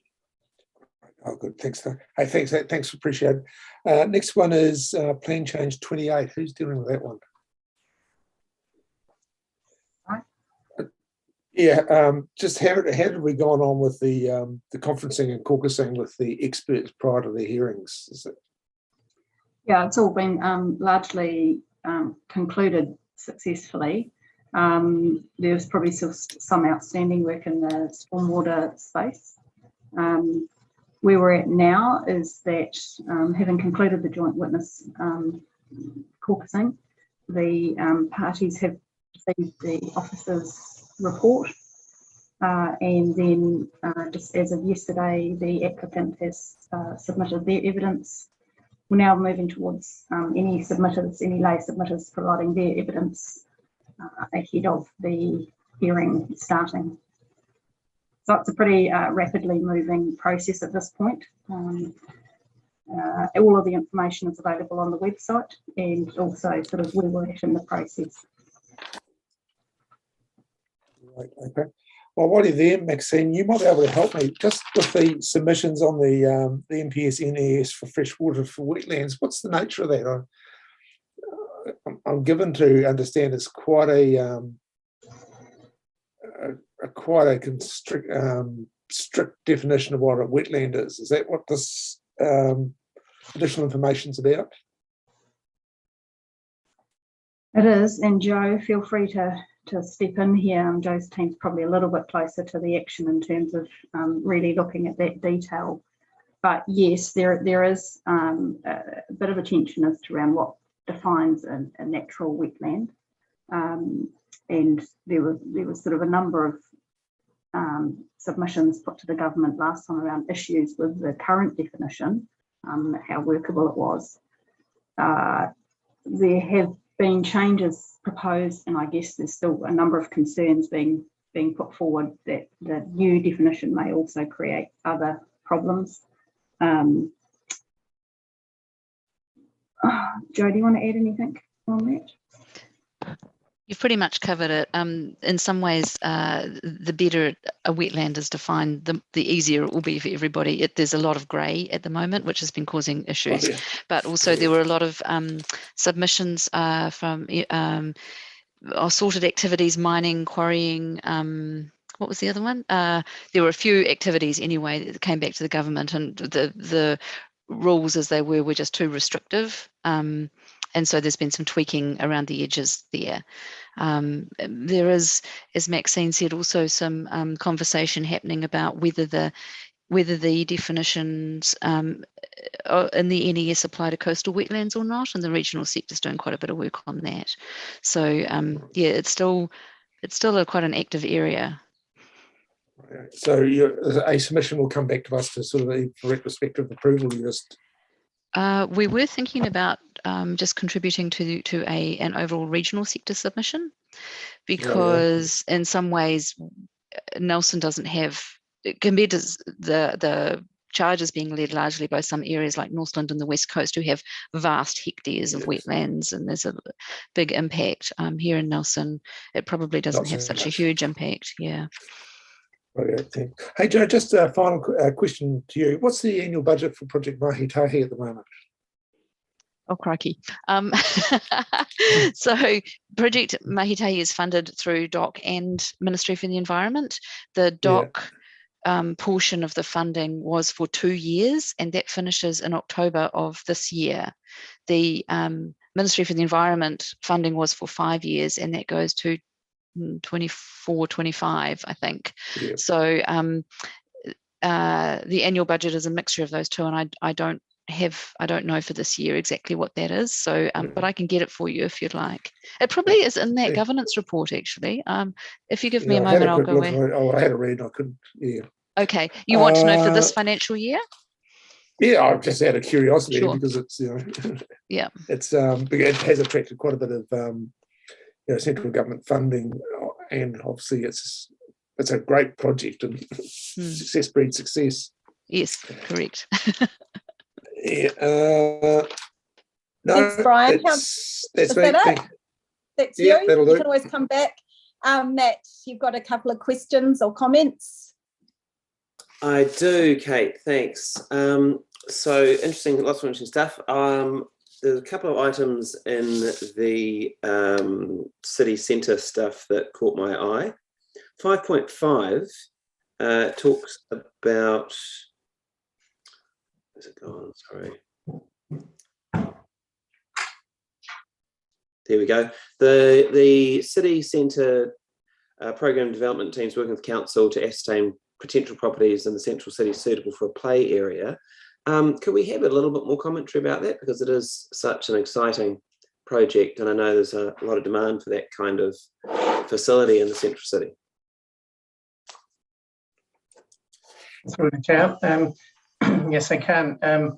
The work on the play area has been delayed by a bit because of the current involvement of Alan and its focus on the IAF negotiations. So unfortunately, I took out that has taken over a little bit of a lot of his time. So we had to push that bit for a bit of a few months probably, but there is work being done on it.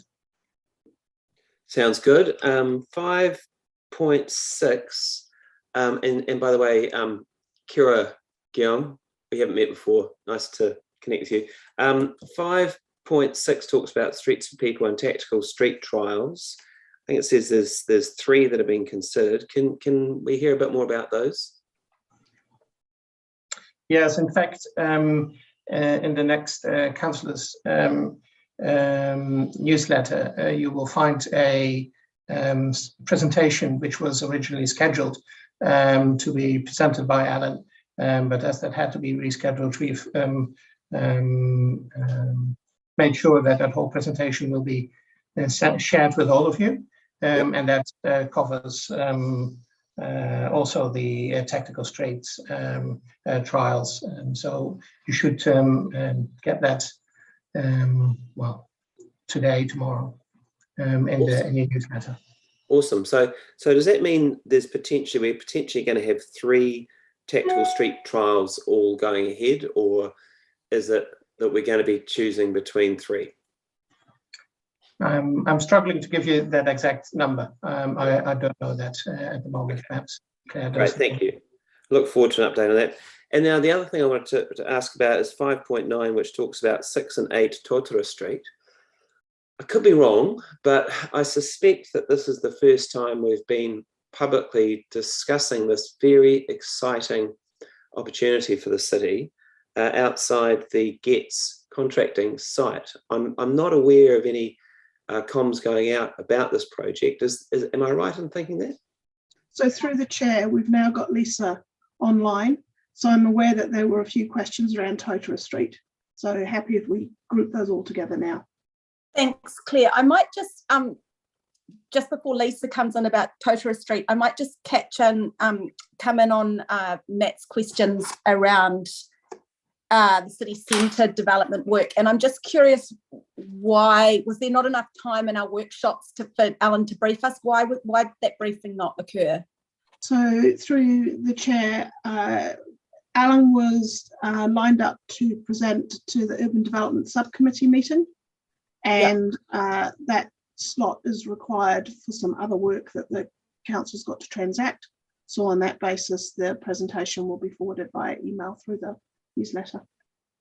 Okay, I just know that elected members are very keen to hear about that work. And just before we go over to you, Lisa, in terms of the linear park, is that piece of work being progressed as well? So there's the play space plus the linear park, I think, is a key project which we're interested to hear about and how that's progressing.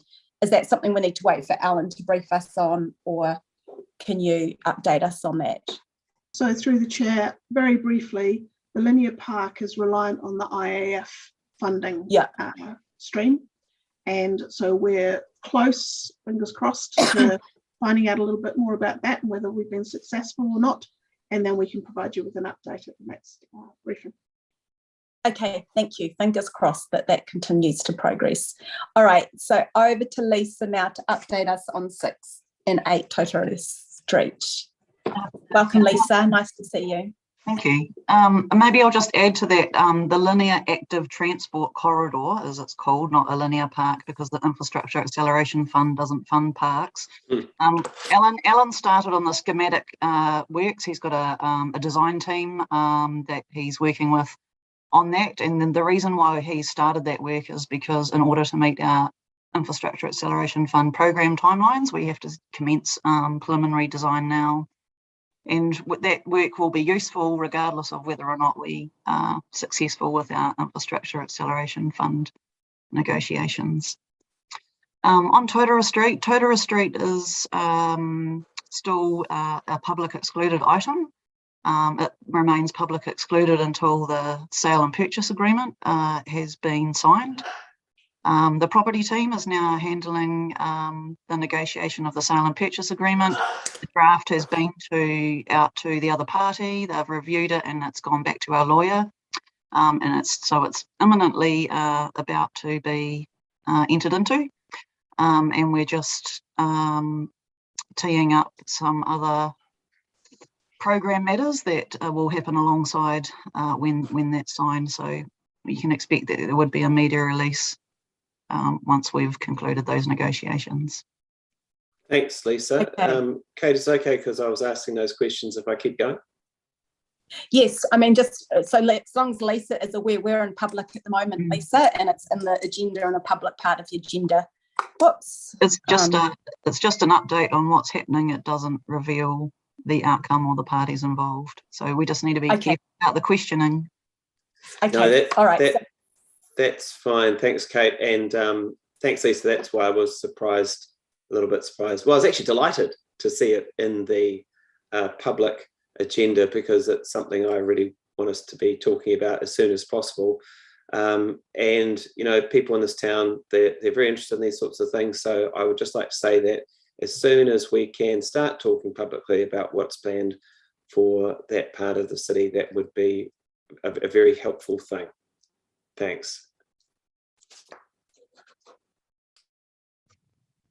Thanks, Matt. Does that conclude your questions? I can't see anyone else's hands up. I have a couple of questions, and it might be that Nikki McDonald can help me with them, and it's possibly about process, but I'm going to ask them now, and Pip's not here today. I'm just wondering, the glyphosate policy, the smoke-free policy, and the urban greening strategy, would we expect to have some reports coming up about those, and then they would be reported through the quarterly report? Like, what will be the reporting mechanism for those three pieces of work? I understand now that you've got Pip on board that it's happening, which is fantastic, but maybe you could just update us briefly on the glyphosate, smoke-free, and urban greening. Well, urban greening strategy is not you, I know that's... No, but that is in fact making great progress. Yeah, and it would be great to get a brief update. Yeah, so the Parks team, it should be in this quarterly report too. Yes, good point. So there's been one draft of the urban greening strategy which has gone through the key staff for comments, and that's being updated, and then it's going to go for a wider distribution, including myself, within council. So that's good. So there's a draft that's getting close to a final draft version for the urban greening strategy. Smoke-free, that started off as a Nelson City Council with the DHB and with the Cancer Society, but there was interest from our neighbouring councils and a view that we try to make this a Te Tauihu effort. So that is where the discussion is at the moment. And I would have to check the latest, but Pip's certainly been talking to DHB, who is organising that process, and there's been discussions with each of the councils and some joint meeting. I don't think there will be a draft coming back in this term for that one. For glyphosate, we had a good workshop with staff, and we found that really where we needed to start was just to fill some of the gaps in our understanding of the amount of glyphosate that we were using at the moment. So we have consultants working at the moment to add to our data, because we have to get data from contractors as well, and they hold the data in different ways, and so it's just bringing it into information that is comparable, so we can get totals about where we're using it in different ways. I mean, some is spraying on roadsides, but there's also cut and dab of noxious weeds in some of our forests. So there's quite different ways we use it, and we want to understand exactly how much if we're looking to reduce. So we want to get that information back before we move to the next step. So that's underway at the moment. Thanks, Nikki. Yeah, there is many different ways in which glyphosate's used, and I guess that's part of the point of the policy. Our hope is that we'll understand the principles behind, say, use for biodiversity restoration versus use around food or in our parks, and I think we can decrease use in some places, but we might have to in fact increase use a little bit to get some of our weeds under control as part of our ecological restoration plan, with the hope that eventually you would cease use altogether. Matt, you might have a follow-up question or comment. I do. It's a question. No, it's more of a comment, I think. Thanks. Whenever we talk about glyphosate, I'm always reminded that we have a spray-free policy if you don't want it used out the front of your property. I also think a lot of people don't know we have that policy, and occasionally we let people know. I don't remember seeing anything going out from council about that in recent times. Maybe I've missed it, but if we could give that another push, just so that people know it's an option, I think that'd be very helpful. Thanks. Thanks, Matt. That's helpful, and I'm sure that the urban greening strategy will somehow communicate to the glyphosate policy you would expect to see how community chooses to use it is a key part of that too. So, and it's part of our climate change response as well. So I'm sure Rachel Pemberton will be looking at that use closely. The more we can decrease use and allow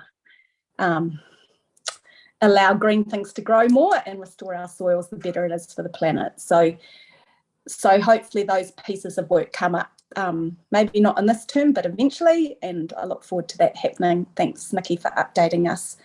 I can't see any other hands up, so I might move that we receive the quarterly report. Do I have someone who'd like to second that?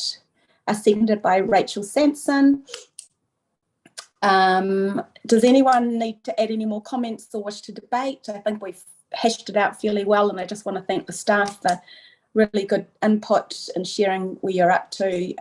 I think we are doing great work in the climate and environment space, so thank you everyone.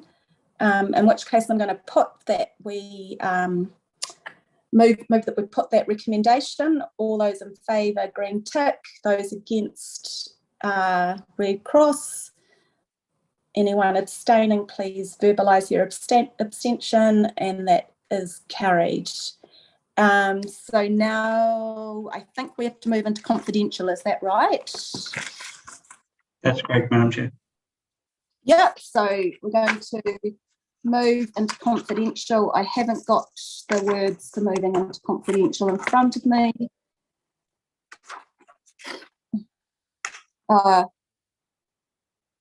Exclusion of the public that we, in accordance with the Local Government Official Information and Meetings Act, that Stuart Whitehouse, Acting Harbour Master, remain after the public has been excluded for item 4 of the confidential agenda about the Harbour Master vehicle, as he has knowledge that will assist the meeting. And can we put those two together, the 13 section 1 and 13 section 1 and 2 on page 8 of our agenda? You can move and vote on that just the one time, Madam Chair. You don't need to have them as separate items. Okay, so we're going to exclude the public from the following parts of the meeting. For items 1, 2 and 3, and then the Harbour Master is going to join us for item number 4. Gail. Happy to second. Are you moving? I'm happy to move, yeah, if you could. And I'm presuming it's vessel rather than vehicle. Did I say vehicle? You did. Oh, apologies. It does say vessel in the agenda. Apologies. Yes.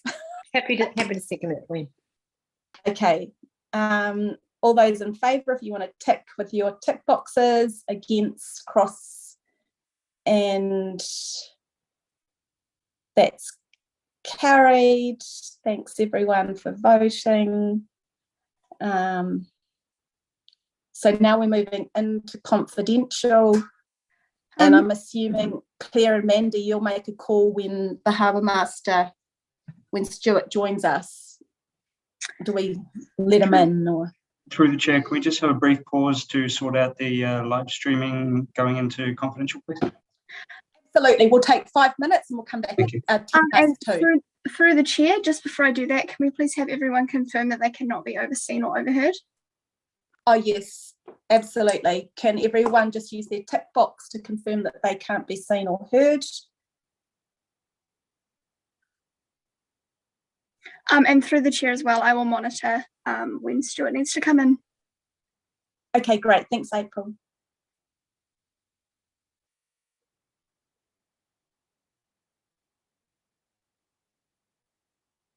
So a 5-minute break and we'll come back at 2:10.